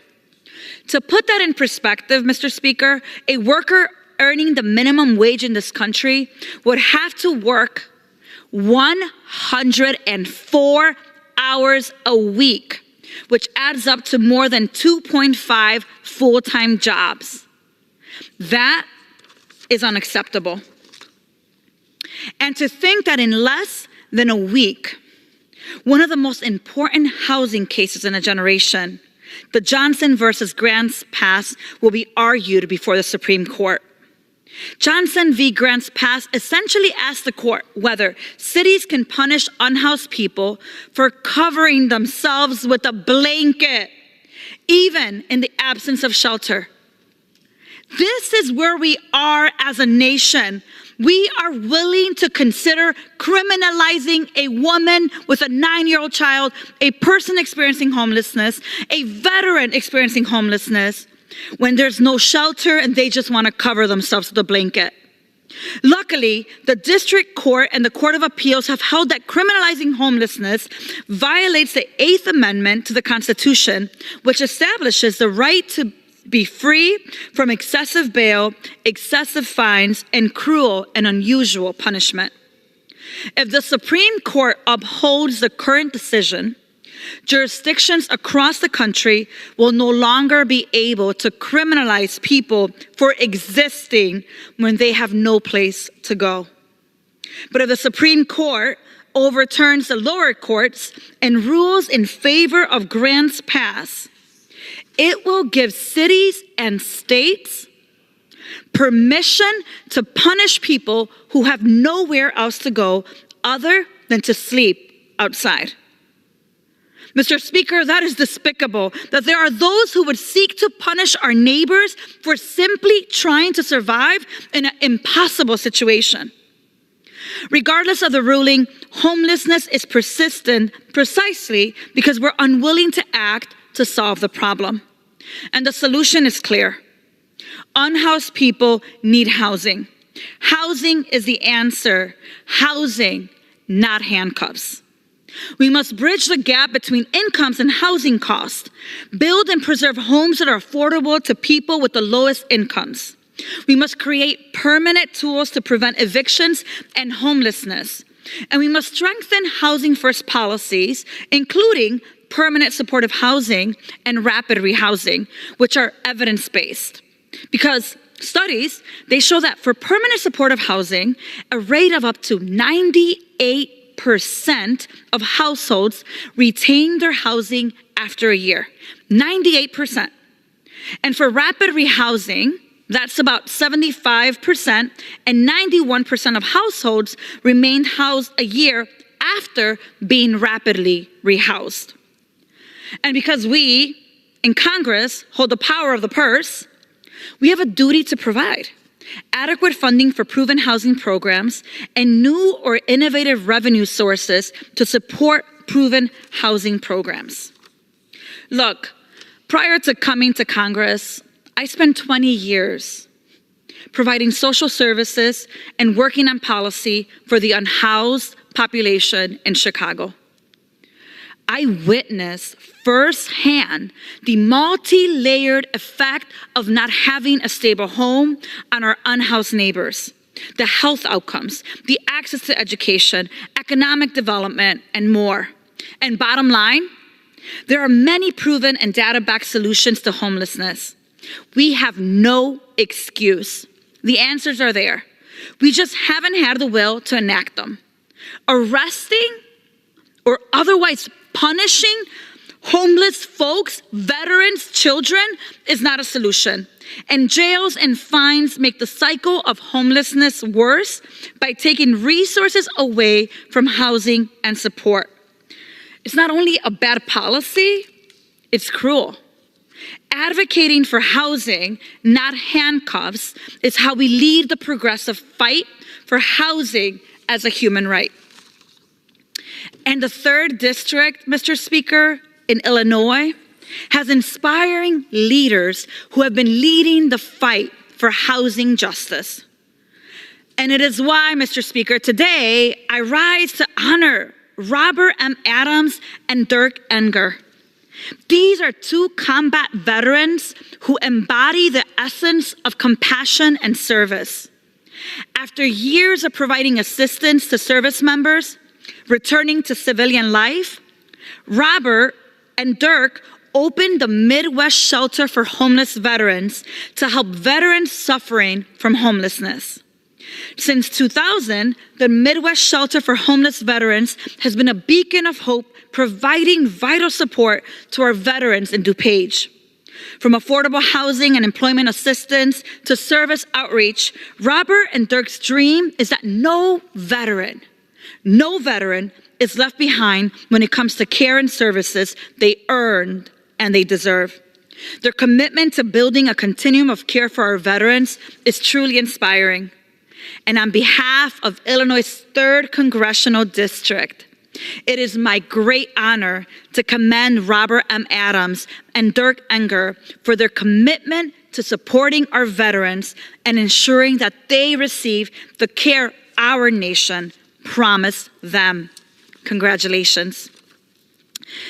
And we can't talk about homelessness without talking about the high cost of housing. I mean, many of our constituents that I serve, nearly 40% in my district, they're renters. And in the Chicago portion of my district, we've seen rent go up 20%, in some cases, even higher. For decades, the United States has faced increasing housing costs and declining construction. In 2022, it is estimated that 12 million Americans are spending more than half of their income on rent and utilities. Now think about that. You get your income, you get your check, you've worked your 40, 50, 60 hours, and you look, and more than half of it is going to rent and utilities. And the rest of it, probably to a car payment, most likely to gas, student loans, credit cards. People are living paycheck to paycheck. And given what we've seen since COVID, reduced housing supply, increasing rents, supply chain issues, these statistics have only gotten worse. When I was tapped to represent the resilient and diverse communities of Illinois in the state legislature, I was clear. I'm going to fight like hell to prevent folks from losing their housing and falling into homelessness. And during the peak of the COVID-19 pandemic, I passed an expansive housing bill that included eviction moratoriums and rental assistance. We, Speaker, need more programs and policies that make rent affordable for families. However, I know that staying housed is just one piece of the puzzle. Even if people are able to remain housed, high rent often forces people to choose between basic needs like keeping the lights on or purchasing their medication. I mean, people are having to choose between medication, paying for their light bill, or paying rent. And when people have to make these kind of choices, a cycle develops. What's that cycle, you'd ask? Debt, poor credit, predatory lending, and all of the distressing consequences when unaffordable housing creates financial hardships for our families. That is why it's more important than ever that we continue to make housing more affordable while we also address predatory practices. We have to expand the use of tools like alternative credit scores that factor in rent and utility payments, and we have to regulate fees like late credit card fees. I was so encouraged to hear that last month the Consumer Financial Protection Bureau, CFPB, they finalized a rule to cut excessive credit card late fees that cost American families more than $14 billion a year. By reducing the typical fee from $32 down to $8, more than 45 million people will experience an average savings of, are you ready? $220 per year. Consumer protections are part of how we help families navigate financial security in the face of housing stability. But we also have to recognize the important role that Fair Housing Act plays in protecting tenants and prospective homebuyers from housing discrimination and predatory landlords. 2024 marks the 56th anniversary of the passage of the Federal Fair Housing Act.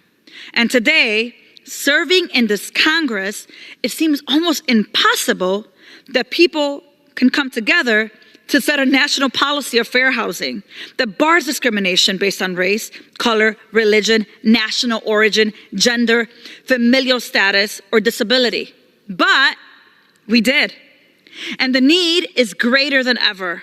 According to the National Fair Housing Alliance's 2023 Fair Housing Trends Report, there were 33,007 fair housing complaints received in 2022, the highest number of complaints ever reported in a single year. And overall complaints were 5.7% higher than the previous year.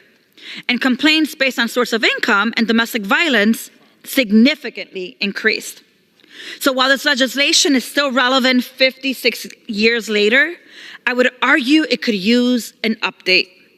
In Illinois, the Human Rights Act, which is 45 years old this year, also bars discrimination in housing based on sex, including sexual harassment, age, ancestry, marital status, military status, unfavorable discharge from military service, sexual orientation, gender-related identity, order of protection status, arrest record, source of income, or immigration status.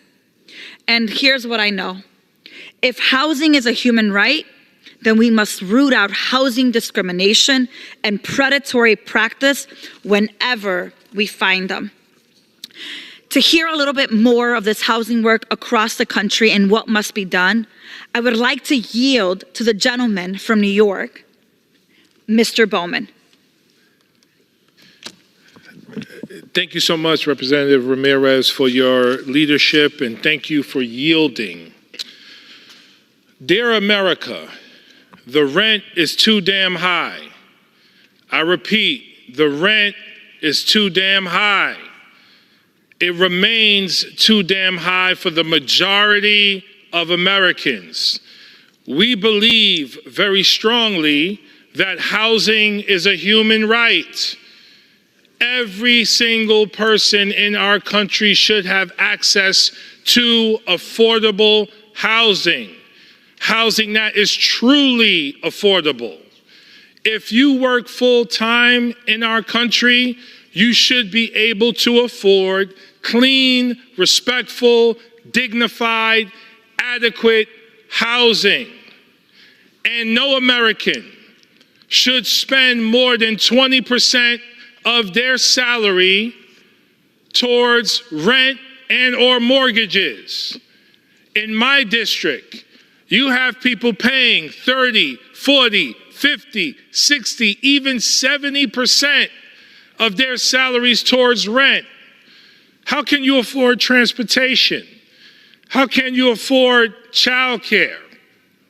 How can you afford education or to get your child tutoring or to take additional courses for yourself?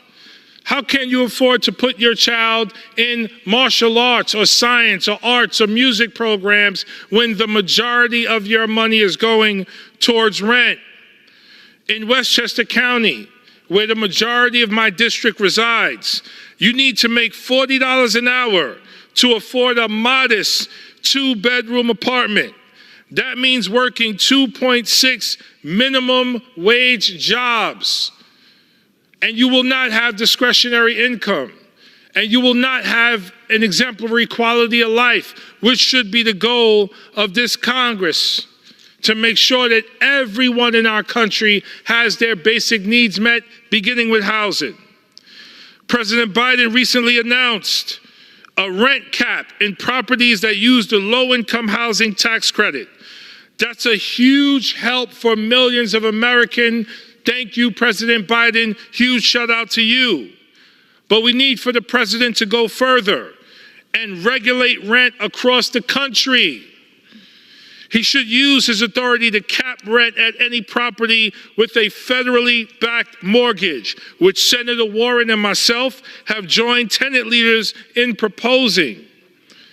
I want to give a huge shout out to Community Voices Heard, who are organizing for tenants in Yonkers, in the Bronx, and all throughout Westchester County.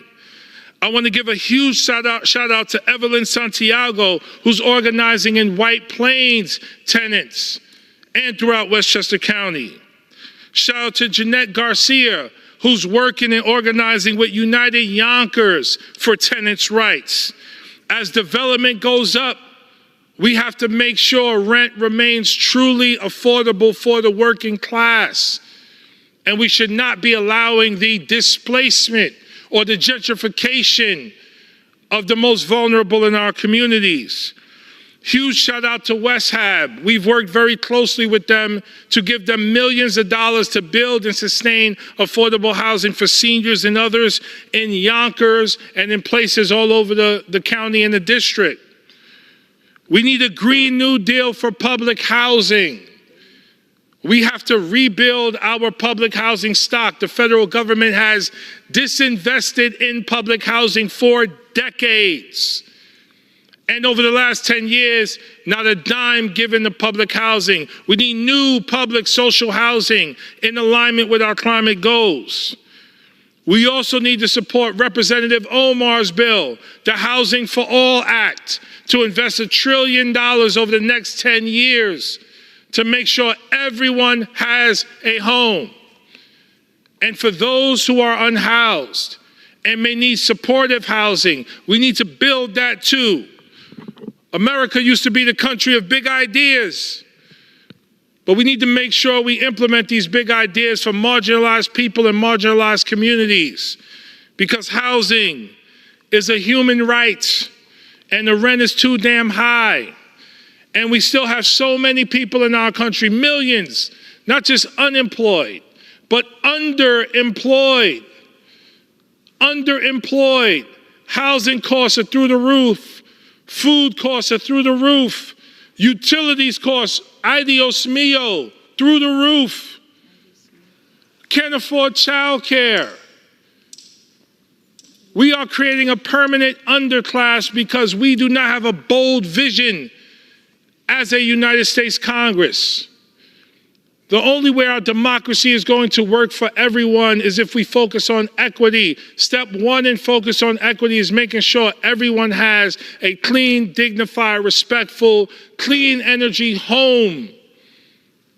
That should be our goal. That should be our mission. And thank you, Representative Ramirez, for your leadership and vision for housing in our country. Your leadership in Chicago and all throughout the state of Illinois and this country is astounding. You inspire women across this country. You inspire Latinas across this country. You inspire people of color across this country. You inspire me. I am a sophomore representative. You are a freshman, and I look up to you. Please continue to share your bold vision with the people of America. Thank you, and I yield back. Thank you, Congressman Bowman. And you are absolutely right. Ay Dios mío, the rent is too darn high. Today you've heard from members from California. You heard from Congressman Bowman from New York. And now I want to yield to the gentle lady from Minnesota, Ms. Ilhan Omar. Mashallah to Representative Jamal Bowman for that incredible speech and for giving a shout out to My Homes for All Act. I want to thank Representative Ramirez for yielding and for bringing all of us together to be able to advocate for housing. In the richest nation on earth, it is a moral failure that we have a housing crisis. But moral victories are not just words, but we don't address moral victories, not just by words, but by urgent action and bold policies. Fortunately, our localities are stepping up with sensible housing reforms and are creating development models. In Minneapolis, our public housing authority just unveiled its largest development in decades. The Minneapolis Housing Authority created 84 new units that are deeply affordable family housing across Minneapolis using innovative model construction approach that cut development time by 30%. In Montgomery County, Maryland, local leaders created their own version of affordable housing development by setting up a revolving loan fund to develop dense mixed income municipally owned housing. Now their public developable model is being replicated in other counties across the country. These local initiatives are vital to strengthening housing affordability, but they need more support. The solution to our housing shortage cannot be piecemealed. It demands a combination of local initiatives and bold federal leadership. Congress cannot sit on the sidelines. We have the responsibility and the capacity to solve this crisis. We can start by authorizing significant federal funding and public financing options for true public and social housing. This is why I am reintroducing the Homes for All Act, to transform what housing could look like in the United States, rooted in the right reforms and policies. It repeals the Faircloth Amendment, allowing public housing authorities to build more housing on a massive scale like we once did in times of great need. To ensure federal disinvestment and neglect does not happen again, The bill also converts public housing operating and capital expenses into mandatory spending. It makes historic investments in our housing stock, building 8.5 million new public housing units and 3.5 million new private housing units for working families. Finally, my bill would establish a fund to help localities develop pro-housing programs that can also prevent residential segregation and displacement. Congress needs to play a more active and direct role in strengthening our housing supply. This includes making sure that public and private dollars for affordable housing are used effectively and equitably by supporting local zoning reforms and robust tenant protections. Such policies can work together if crafted carefully. Last Congress, Senator Merkley and I introduced the Affordable Home Act to provide that comprehensive approach of ensuring housing construction and acquisition efforts are fair, inclusive, and sustainable. For renters and first-time homebuyers, this legislation provides robust funding for direct rental assistance and down payment assistance. This bill also establishes programs for a national right of first refusal and right to counsel and bans sources of income discrimination and no-clause evictions. For people experiencing homelessness, the bill provides billions of dollars in funding for permanent supportive housing and not only covering capital costs, but also expanding rental subsidies and wraparound services. For communities, the bill invests in innovative housing models, such as resident-owned cooperatives and community land trusts. My bills are only a couple of examples that could help guarantee housing as a human right. I am proud to share this floor with my dedicated colleagues who have championed housing policies that are centered on the needs of our communities and advocates. I also want to shout out Representative Esther Apache, Representative Aisha Gomez, Representative Mike Howard, and Representative Hodan Mohammed, who are leading the charge in the state of Minnesota to make sure housing is available for all. Everyone deserves access to a safe and stable place to live. Thank you so much to Representative Ramirez for your great partnership in this important fight, and I yield. Thank you, Congresswoman. The truth is, as I hear you talk, there are bills prepared to bring solutions to this issue. And what we need in Congress is the will, the courage to prioritize our communities. Thank you so much for your leadership. The work that we do can't be done without the people on the ground that are constantly working to make sure that the people that need to be seen are seen and heard. These are leaders in our community that often are unsung heroes, but that do all of the work so that members of Congress like me could be here. And it's why I rise today to recognize my constituent, Catherine Serpa, who's a local organizer living her commitment to safe, to dignified, affordable housing. From Humboldt Park, Serpa is a resident of Chicago's Housing Authority's public housing, knowing firsthand the challenges families in Chicago and around the nation face when it comes to affordable housing. As president of the North Central Scattered Sites, she has worked tirelessly to organize her neighbors, including Section 8 voucher recipients, to protect their rights as tenants. Serving on the board of the Central Advisory Council, Catherine brings the voice, the perspective, and the concerns of the neighbors living in public housing to ensure that they are represented in the decisions that impact them daily.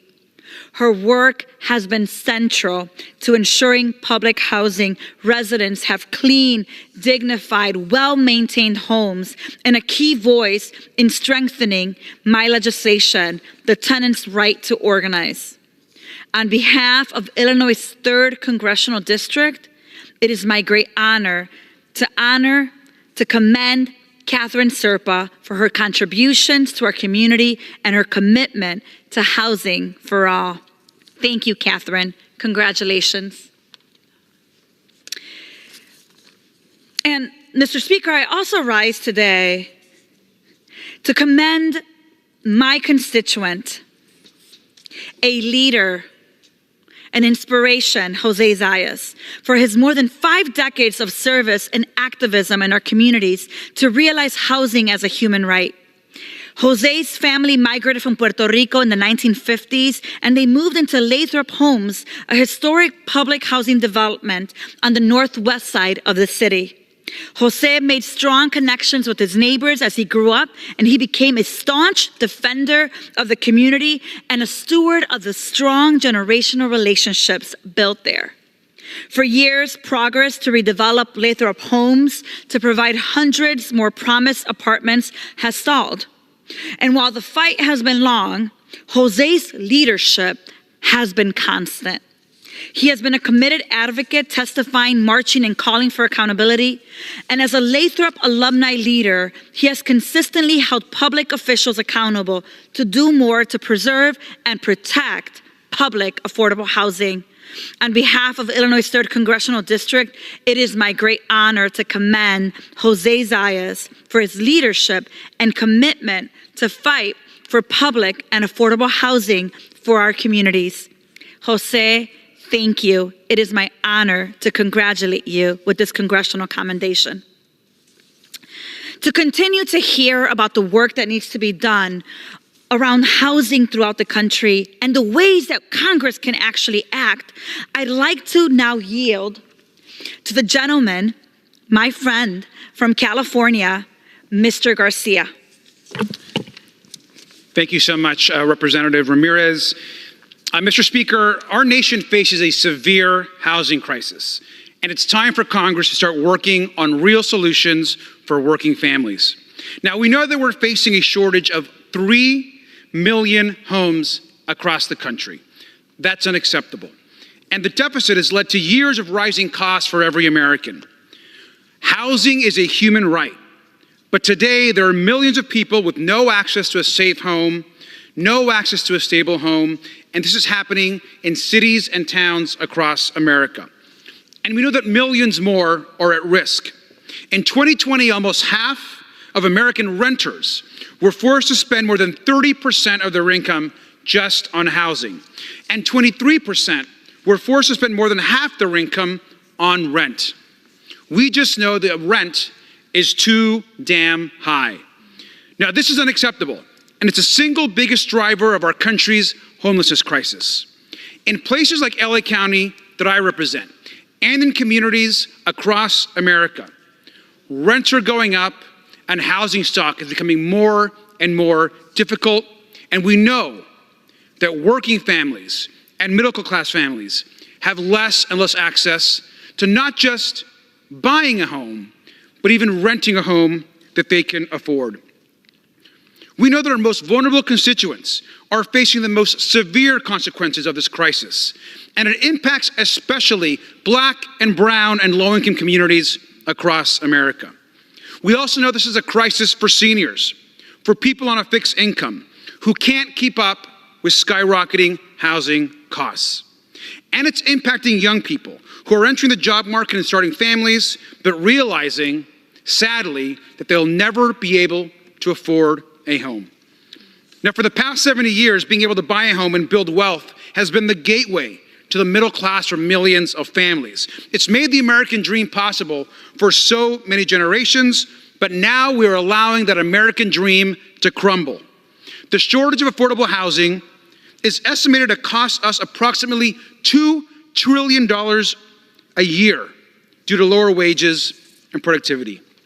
We need to build more housing. And housing is a social justice issue. Housing is a climate issue. We know that communities that adopt smart housing policies can build more affordable housing.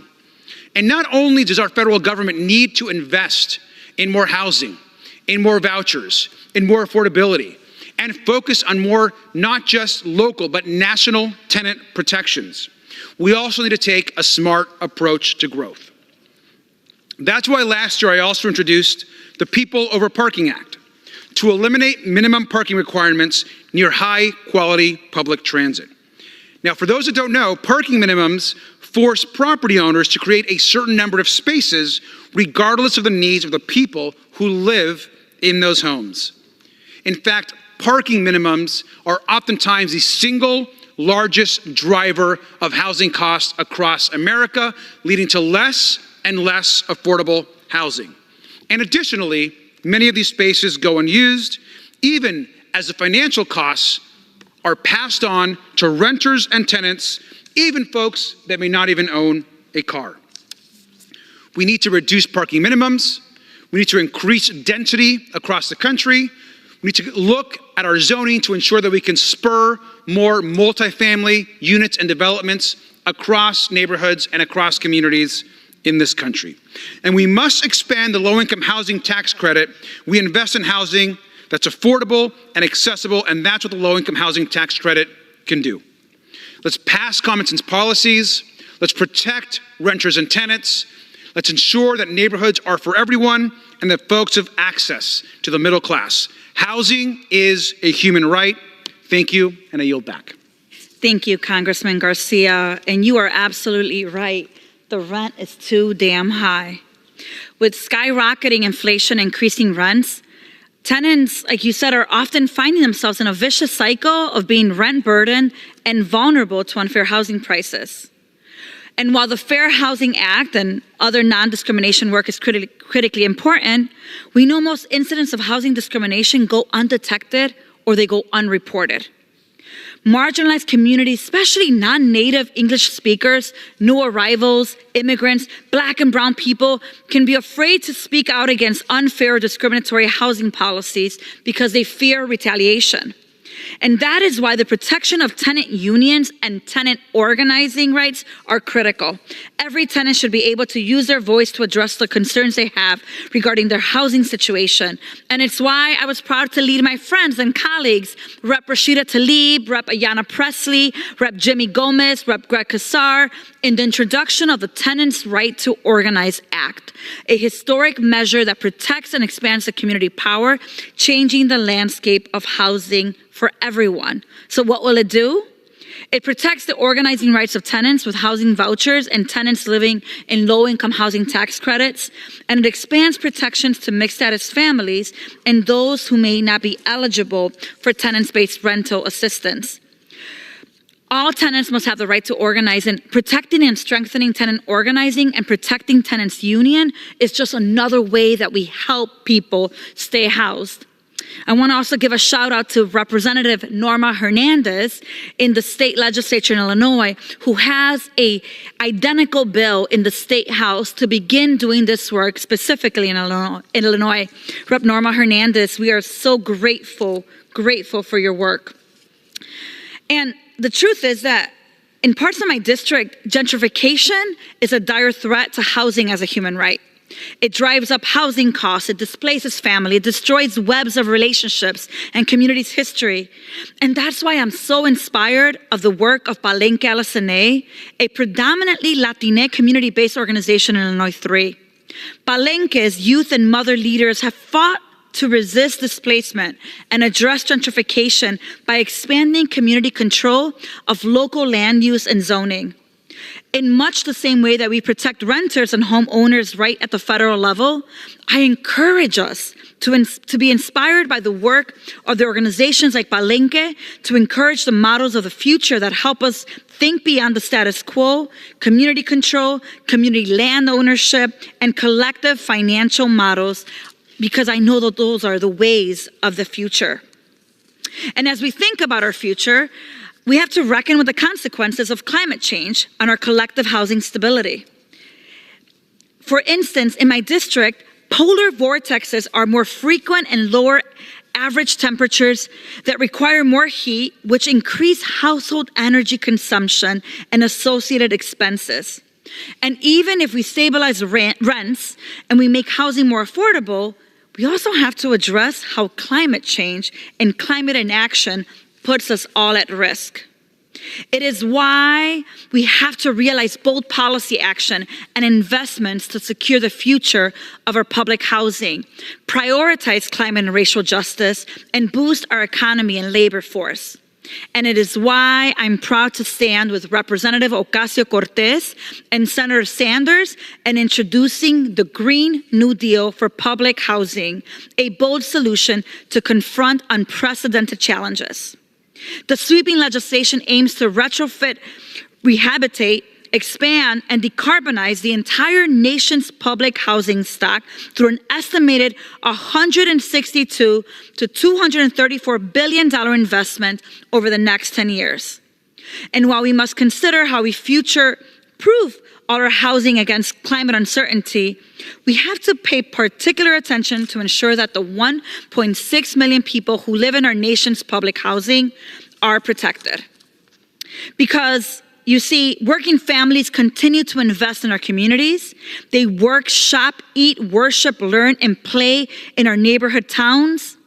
And they deserve to be rooted and deeply connected to the people and places that shaped them. And that includes the power to put down roots in the communities that they have lived. And that requires for us long-term affordability for long-term stability. And listen, the solutions we look for are already in our communities. From Humboldt Park to West Chicago, leaders and neighbors and organizations are working in solidarity to create affordable housing opportunities. And our role to expand and support their efforts with transformative investments and common sense legislation that prioritize our communities is how we lead the progressive fight for housing as a human right. And it is why I am so grateful for the leadership of people who have grown up in the community and continue to do the work to get us closer to housing as a human right. And it's why, Mr. Speaker, I rise today to recognize my constituent, Lisette Castañeda. She's an experienced and trailblazing voice for fair housing. From the Hermosa neighborhood, Lisette Castañeda has dedicated more than 15 years of her life to helping the members of our community find a place they can call home, to keep families safely housed, to fight for the creation of affordable housing and vibrant communities. And as the former executive director of Lucha, an affordable housing organization serving in my district, Lisette has uplifted the voices and the perspectives of longtime residents in our communities to fight for the housing and resources they need to thrive. In February, Lisette Castañeda made history by being appointed and confirmed as the very first ever Latina commissioner of the Department of Housing in Chicago's history. I've been honored to work with her for many years as we fight to maintain and expand affordable housing. I know that Commissioner Castañeda will serve our communities well, fighting tirelessly for all Chicagoans to have safe, to have dignified housing. And so on behalf of Illinois' 3rd Congressional District, it is my great honor to commend Lisette Castañeda for her visionary leadership and her service to our communities. Congratulations, Lisette. I also today rise, Mr. Speaker, to honor Sally Heyman and Dr. Ann Sheets, community activists for the preservation of affordable housing who exemplify the true spirit of solidarity. For more than a decade, Sally and Ann have been strong supporters of our community's fight for housing affordability and accessibility. And in a time where gentrification threatens to erode the fabric of our communities, they have demonstrated what solidarity and fraternity look like. To support the cause of affordable home ownership, Sally and Ann donated their house to a community land trust, the Here to Stay Community Land Trust, to ensure they remain affordable home options. How many people would donate their home so that another family can have the dream of owning a home? Through their actions and the Land Trust mission, longtime residents will now find access to affordable homeownership, ensuring that families with roots in Logan Square can continue to thrive and flourish in the neighborhood that they call home. On behalf of Illinois' 3rd Congressional District, It is my great honor to commend Dr. Ann Sheets and Sally Heyman for their decades of activism, solidarity, and actional commitment. Sally and Ann, you are a true inspiration for Congress. Congratulations.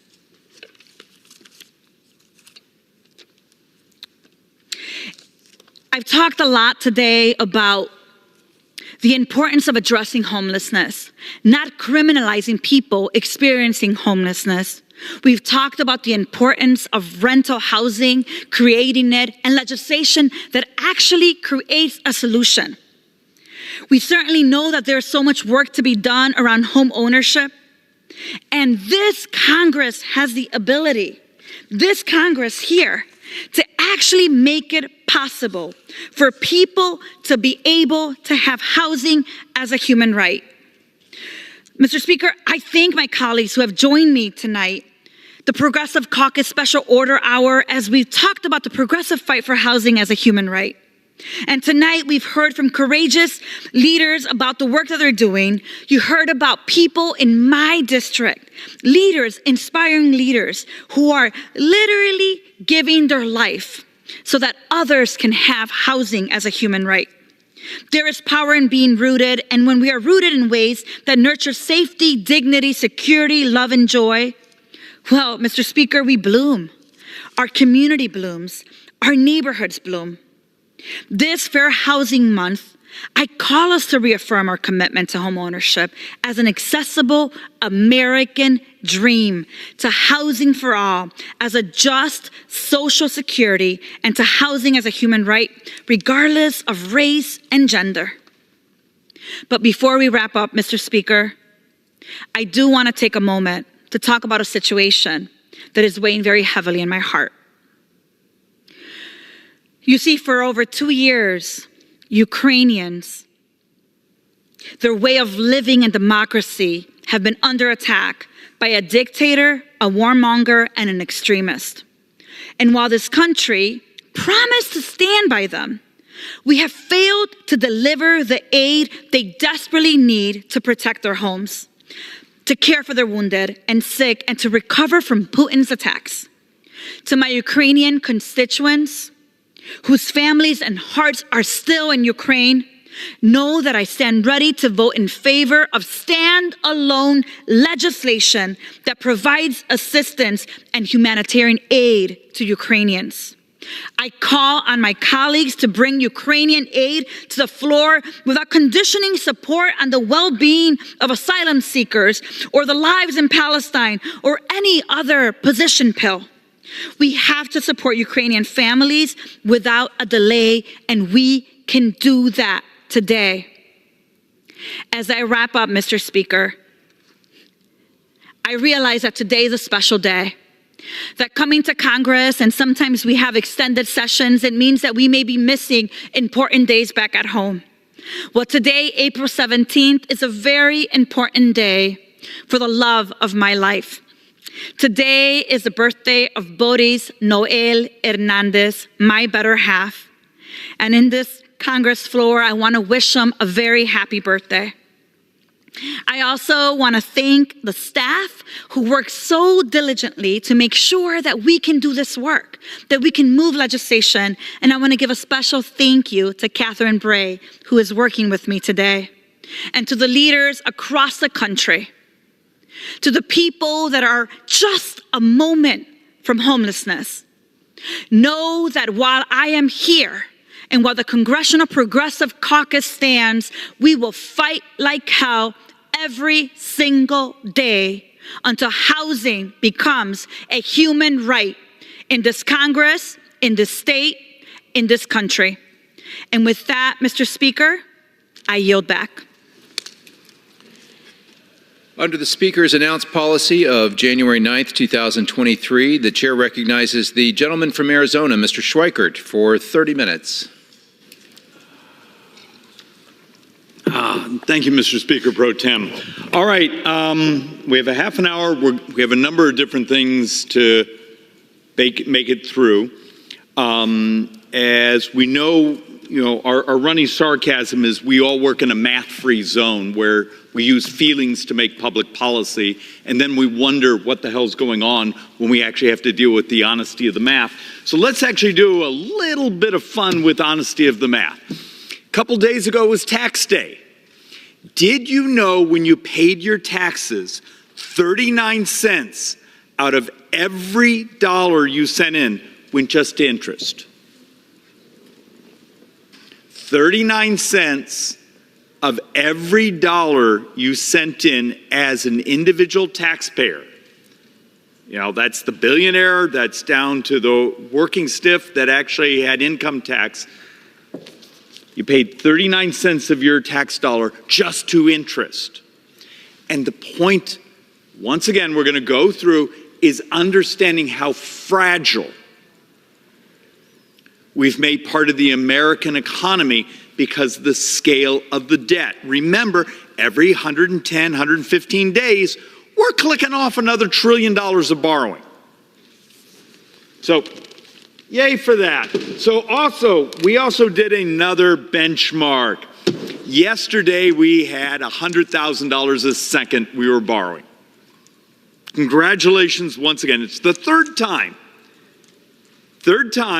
outside COVID when we've clicked through $100,000 a second.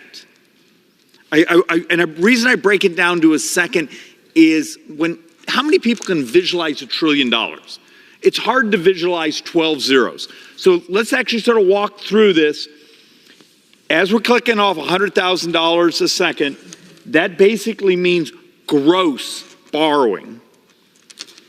Looks like it's going to be, if we stay close to this, $3.151 trillion, $3,151 billion. Now, why that's a big deal? That was yesterday. Today, it fell way down. We're 99,000 something per second. We were expecting to see the number actually really bounce down because what happened the last couple days? It was tax collection time. We're trying to figure out what's going on because these are right off the Treasury's website. We get every afternoon. You can sign up on our website for our office and get something we call the daily debt.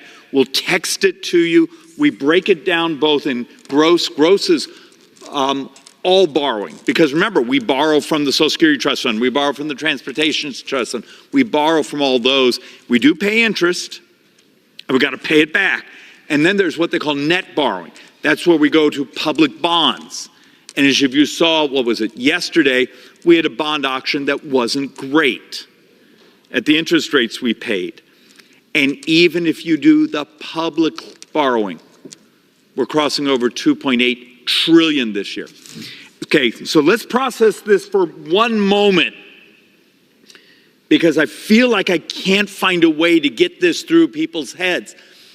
GDP Now, I believe it was yesterday, which is the Atlanta Fed. They have a neat little app you can sign up for. They'll send you updates and give you market predictions on interest rates and these things. But they also give you an estimator of what they think the gross national product is for this quarter. They had a number of 2.9% come out yesterday. That is remarkable. The American people should be given a ginormous hug for how hard they're out there working. Yet, how much of that 2.9% GDP growth that was on the Atlanta Fed's website is because we're spending at this remarkable rate? And just as the left used to attack us when we did tax reform, which actually has this elegance of being proper allocation, they've been spending money at a crazy rate. Remember, $100,000 a second. And here's some of the other parts of the punchline. So I hope I'm not throwing too much out. Tax receipts so far this fiscal year are up 7%. Okay, that's wonderful. But we're still borrowing close to $3 trillion this year. But tax receipts are up 7%, and we're still having to borrow like that. And Medicare is up 10% so far this year.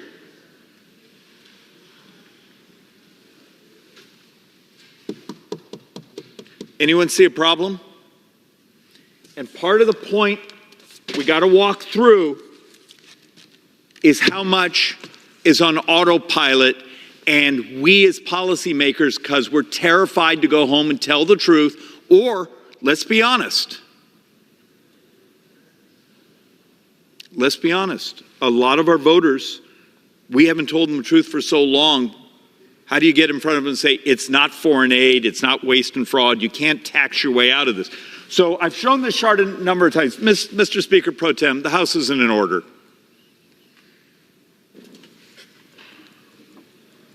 The House will be in order. The gentleman in the gallery will remain silent, please. And Mr. Speaker Pro Tem, it's for everyone, this building has a horrible echo, so it's not being mean, just it has this weird sound quality. All right, so if you look at a chart like this, you see the blue area? That's all we get to vote on. We functionally only get to vote on about 25% of all spending. And part of that, half that is basically defense. So if you don't want us to cut defense, you don't want us to do, you want us to maintain that, you do realize that the non-defense appropriations in this place, it's like 12%, 13% of our spending. That's all we vote on. Everything else is on autopilot. And on my chart here, I have $890 billion as interest. Well, we already know the interest number now looks like it's going to be 1.1. It could actually, if interest rates stay where they've been this week, 1.2 trillion making interest. So some more time, let's do this. Medicare will be $1.45 trillion. Interest will be 1.2 trillion. Medicare will be 839. Defense will be right there. Now remember, we were just calculating that Medicare spending has already moved up almost 10% this year. We have Medicare coming in as number 3 and defense coming in as number 4. It's a lot different than the folklore out there in society. And part of the point we keep trying to make here is we've made this society, this government, the world actually in some ways, incredibly fragile because as interest rates move up, it's starting to consume everything around us. So, look, I have not done this chart in years, but we've updated it. But understand, it's a little hard to see. We'll put it up on one of our websites. But we're right here at 2024. We were supposed to only be borrowing about $1.5 trillion this year. Looks like we may double that. So the chart, and this chart is only a few months old and it's already that far out of date. But understand, it's an interest rate scenario chart. Right now, as where CBO has us 3.5%, well, we're already over that. And at 3.5%, in functionally 9 budget years, we're borrowing almost close to $4 trillion a year. I say that's actually 8 budget years. If we go up a full point, we're well over $4 trillion. If we go up to the 5.5, which is historically closer to what we were before the fake years, the previous decade of suppressed interest rates, if you do the 35 years before that, even if you take out the Volcker years, 5.5 was closer to what norm was. And then you're starting to approach, in 9 budget years, almost $5 trillion in a single year interest. And there's our problem. You know, we've listened to speeches already today, people telling us this is a human right, that's a human right. Okay, fine. Do you want to think like an economist or someone that believes in fairy tales? Because we actually make public policy here by our feelings, not by facts. Because the facts are uncomfortable and they don't sound that great on campaign stumps.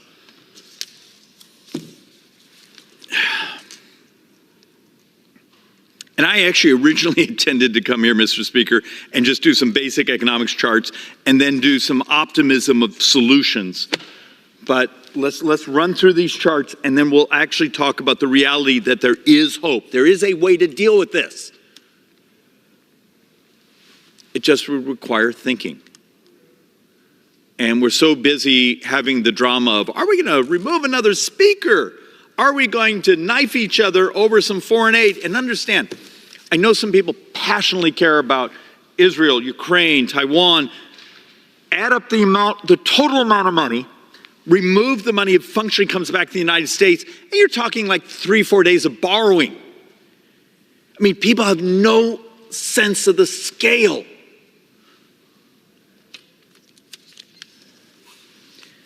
So you look at a chart like this, and here's part of your classic problem. Remove COVID. That's COVID right there.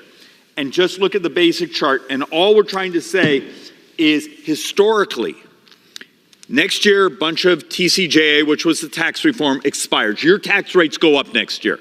If you have a LLC, a pass-through, a subchapter S, an employee-owned, your taxes go up next year. And that's already based in this number.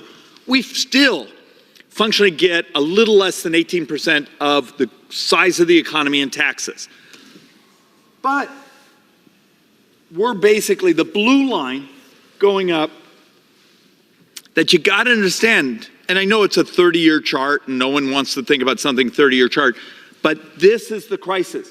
Tax receipts stay stable as a percentage of the economy. So I've already brought charts here before that show, hey, here's times when we've had remarkably high marginal tax rates. Here's times when we've had really low tax rates. And you get this percentage of the economy that always sort of falls in between about 17 to 19. It's always right there in that bandwidth. So the secret is have a bigger economy. Understand, over the next couple decades, Congressional Budget Office has a number where saying, hey, 2054, that's a long time from now. What is that? That's like, 28 budget years from now. 31.9% of the economy is in spending. But tax receipts are still projected to be about 17.9, 18%. So the tax receipts stay level, but our spending, and what is the primary driver of spending? This is the thing we share, at least I share, that gets you unelected, but it happens to be truth. From today through the next 30 years, 100% of growth of borrowing, and most of the growth of spending, is demographics.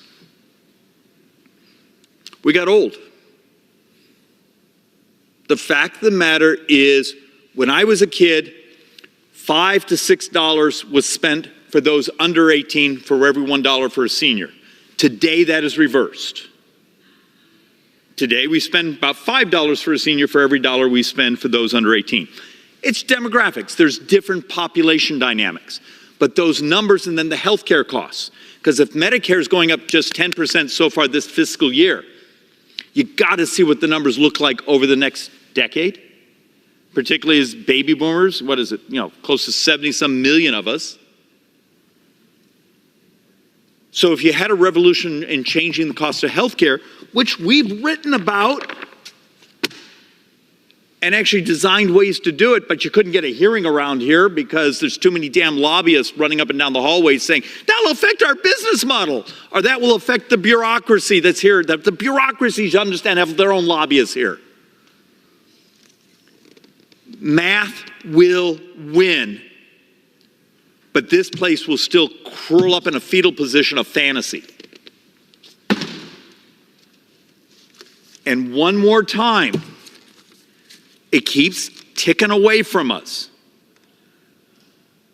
Remember, 1 year ago, we were estimating, saying, this the 2024 budget will only borrow about 1.3, then it was 1.5, then maybe 1.6, and we're looking at numbers now that the public borrow, that means selling bonds, is 2.8, that the total borrowing now is approaching, and this is from the Treasury.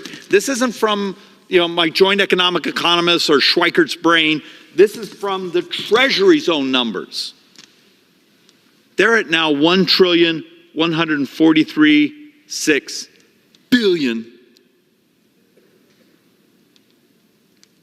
interest this fiscal year. And this was put together before the most recent pop in interest rates. So I've said this, and this seems to upset some folks. Congress has made a governing decision. And it's not a governing decision whether we want to go through the chaos of removing another speaker or the chaos of letting the Democrats have more power around here. It's the chaos that we've made the decision to have the bond markets in charge of your country. Because if we have a failed bond auction, do you understand the cascade of hell that happens in this country and around the world? So just our moral, fiscal sanity, economic obligation to demonstrate to those who are willing to buy our country's debt that we're adults, that we understand what's going on, we understand our demographics, we understand our earned entitlements that we got to pay, and how are we going to pay them.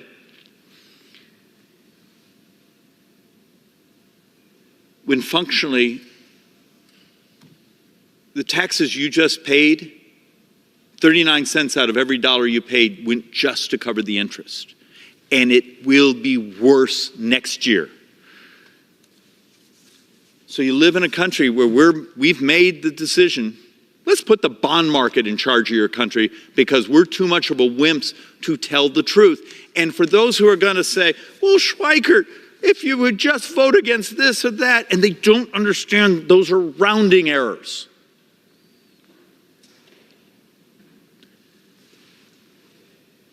The scale, it's not today. It's as you move over the next couple years, the scale of borrowing is structural. It is what we are demographically. And heaven forbid in 8 years, 9 years, when the Social Security Trust Fund is exhausted, and to my Democrats who get cranky when you can't use the word exhausted. That's what the Social Security Actuary Report, if you would actually read the math, actually says. They use the word exhausted because it's gone. And then at that moment, you get a 25% cut in your Social Security check, and we double senior poverty in America. And yesterday, we had a Social Security subcommittee hearing in the Ways and Means, and one of the members, I think Jody Arrington gets credit for this, asked a simple question. For you Democrats, how many of you believe the only solution, would you support policy changes and raising taxes? Nope, they only want raising taxes. And over here, the Republicans said, we got to do everything. At least the Republicans on the committee and the Republican witnesses told the truth. The Democrats are so locked in that there's this fantasy, and I've shown the charts over and over and over. You can raise all the caps.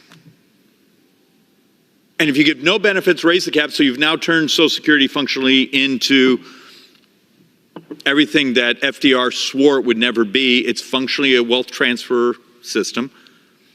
It only covers half at best, the shortfall.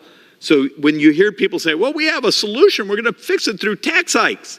You do understand that what the fraud is to be able to close the gap, you got to tax unearned capital gain, unrealized capital gains all up and down the economy. So we're still trying to figure out what Democrats mean when they say that, because we're walking through the details in their proposals and we're having trouble making the math work. So you have a house, you have a building, you have a retirement account, you have investments. Do they get to come in and take 12%, 12.4% of everything you gained that year? Because that's the only way you start to cover these scales of shortfall. The first year, so 2033, first year Social Security is empty. The shortfall is $616 billion. Every dime of defense is in the $800 billion range. Do you understand the scale of what's coming at us? And look, I've already done these charts before over and over and over saying, hey, here we are right now. We're actually a little higher than that. This is interest rates. We're probably at 3.6 now. We're going to go higher with the recent bond auctions. Here's what we were during the 2001 to 2022, sort of the suppressed years of the Federal Reserve suppressing interest rates. But when we go back to 1975 to 2001, understand what the average interest rate was on U.S. sovereign debt. It was 3.5%. I just showed you a chart a moment ago that said we're almost at Armageddon if we go to 5.5. So don't think it's some sort of crazy dystopian fantasy. Oh, you're never going to get that high. Our math, we're not even going up to what the historical average was. But we want to live in a fantasy world. And just another chart trying to show where interest rates are and where they're going. I wanted to do this one again because I had someone, it was looking at the video on YouTube from last week's floor speech, and I used this chart, and we had a misunderstanding, so I want to walk through it again. This is the line. This line here is Social Security. This line is Medicare spending as a percentage of GDP.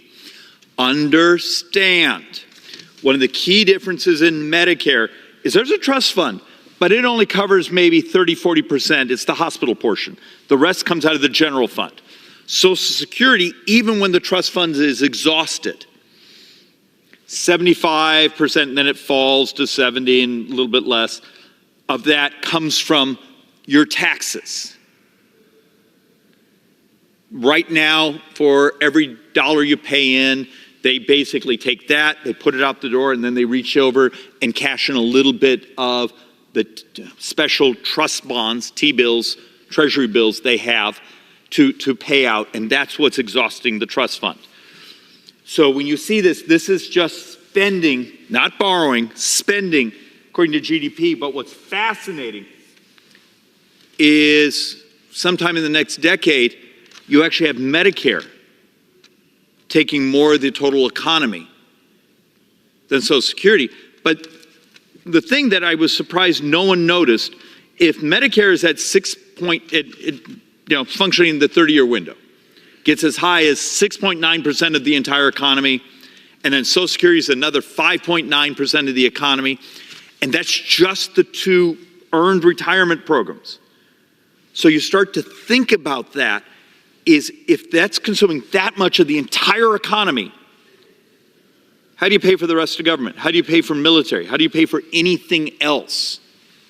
You start to understand how you get very quickly that government spending starts getting around 31-32% of the entire economy. And that's actually calculated on last year's interest rates. Think what those numbers will be over the next few months when we update them on what happens if the interest rate environment goes back to normal. So, Social Security subcommittee yesterday, the Democrats' solution for Social Security was, well, we just need to tax people more. Okay. Problem is, of the crisis we're on the cusp of, 2/3 is health care, 1/3 is Social Security, and the Social Security Trust Fund still has another 8 years or 9 years. So, when we did tax reform, dirty little secret that the Democrats never want you to hear, the top income, so that top 20% of income earners, do you know they actually today pay a higher percentage of federal income taxes? A higher percentage of federal income taxes than before tax reform? The U.S. tax code actually got more progressive. Now, a lot of that was because the bottom quartiles, we almost removed from paying income taxes. Now, they still pay payroll taxes. They pay in their Social Security. They pay in their Medicare. They pay into their unemployment. But from the income tax standpoint, if you take a look, the bottom quartiles functionally pay nothing.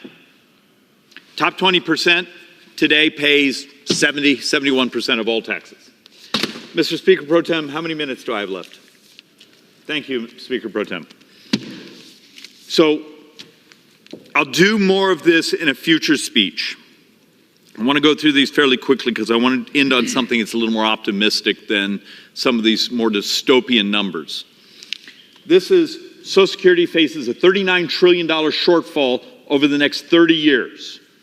36 trillion if subtracting the trust fund. So functionally, what we're saying here is this is income. Payroll taxes and benefits. The red, you see the little green part here? That's actually up to the moment the trust fund is exhausted. That's interest we get from the general fund. So the general fund borrows the money, we pay a little interest back. See the purple here? That's how much is going out the door. See this up here? That's the interest covering if the general fund covers the shortfall. These numbers are so stunningly ginormous. A word my 8-year-old likes to use, ginormous. So when you think about this, if Social Security itself has a structural $36, $39 trillion shortfall, what happens when I come to you and explain Medicare, $80, $90 trillion shortfall? Actually, I think it's closer to 90 something now.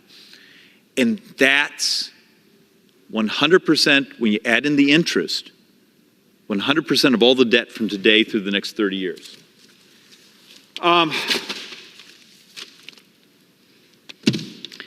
Just meant to show this to try to make the point again. And it's sometimes like talking to a golden retriever. They're adorable, but at the end of the day, they're still adorable and didn't really understand a word you said. Some of my Democrat colleagues, when you walk through saying, okay, here's your proposals of raising the cap on all taxpayers, and what the outlays are expected on Social Security, that it doesn't actually close the gap. If you just, one more time, this chart does it by percentage of GDP, but let's conceptually one more time process this. So, trust fund is almost gone.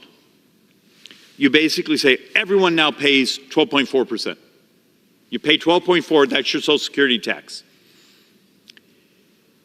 And you give no benefits, no additional benefits for the folks over the cap. You covered, let's be generous. Let's say it's 50% of the shortfall. And you basically have chewed up all the potential taxes that you needed to shore up Medicare.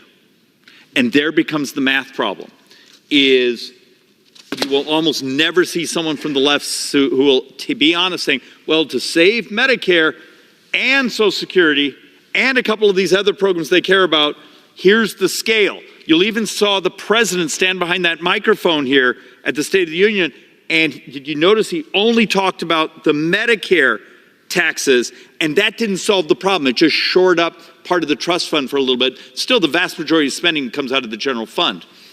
So look, we've come here repeatedly and said there are solutions. We actually, several months ago, wrote an entire chapter in the economic position of the Republicans on the Joint Economic Committee. And I thought I was going to get absolute hell for it because I stood on one of the third rails of politics. We actually did. I had 5 economists work on a paper. It's a whole chapter in here, chapter 3. And we talked about what would happen in society if we took on obesity. Turns out, single greatest thing you could do to lower the debt of the United States, produce growth, family formation, all those things. And we were coming up with 5 trillion, 7 trillion. We're right now doing the math, updating that chapter. Turns out, I'm not committing to it because we still have weeks of math to do. It could be $9 trillion over the decade. The single greatest thing we can do to save this country and start to stabilize our debt is actually moral. Let's make our brothers and sisters, give them the opportunity to be healthier. There's a way to do it, Mr. Speaker. And maybe I should stop coming and doing the dystopian anger about people not wanting to deal with the realities of the math. And maybe I'll try to spend a little more time talking about the fact there are solutions. And with that, Mr. Speaker, I yield back. The gentleman yields. For what purpose? The question is on the motion to adjourn. Those in favor say aye. Aye. Those opposed, no. The ayes have it. The motion is adopted. Accordingly, the House stands adjourned until 9 a.m. tomorrow.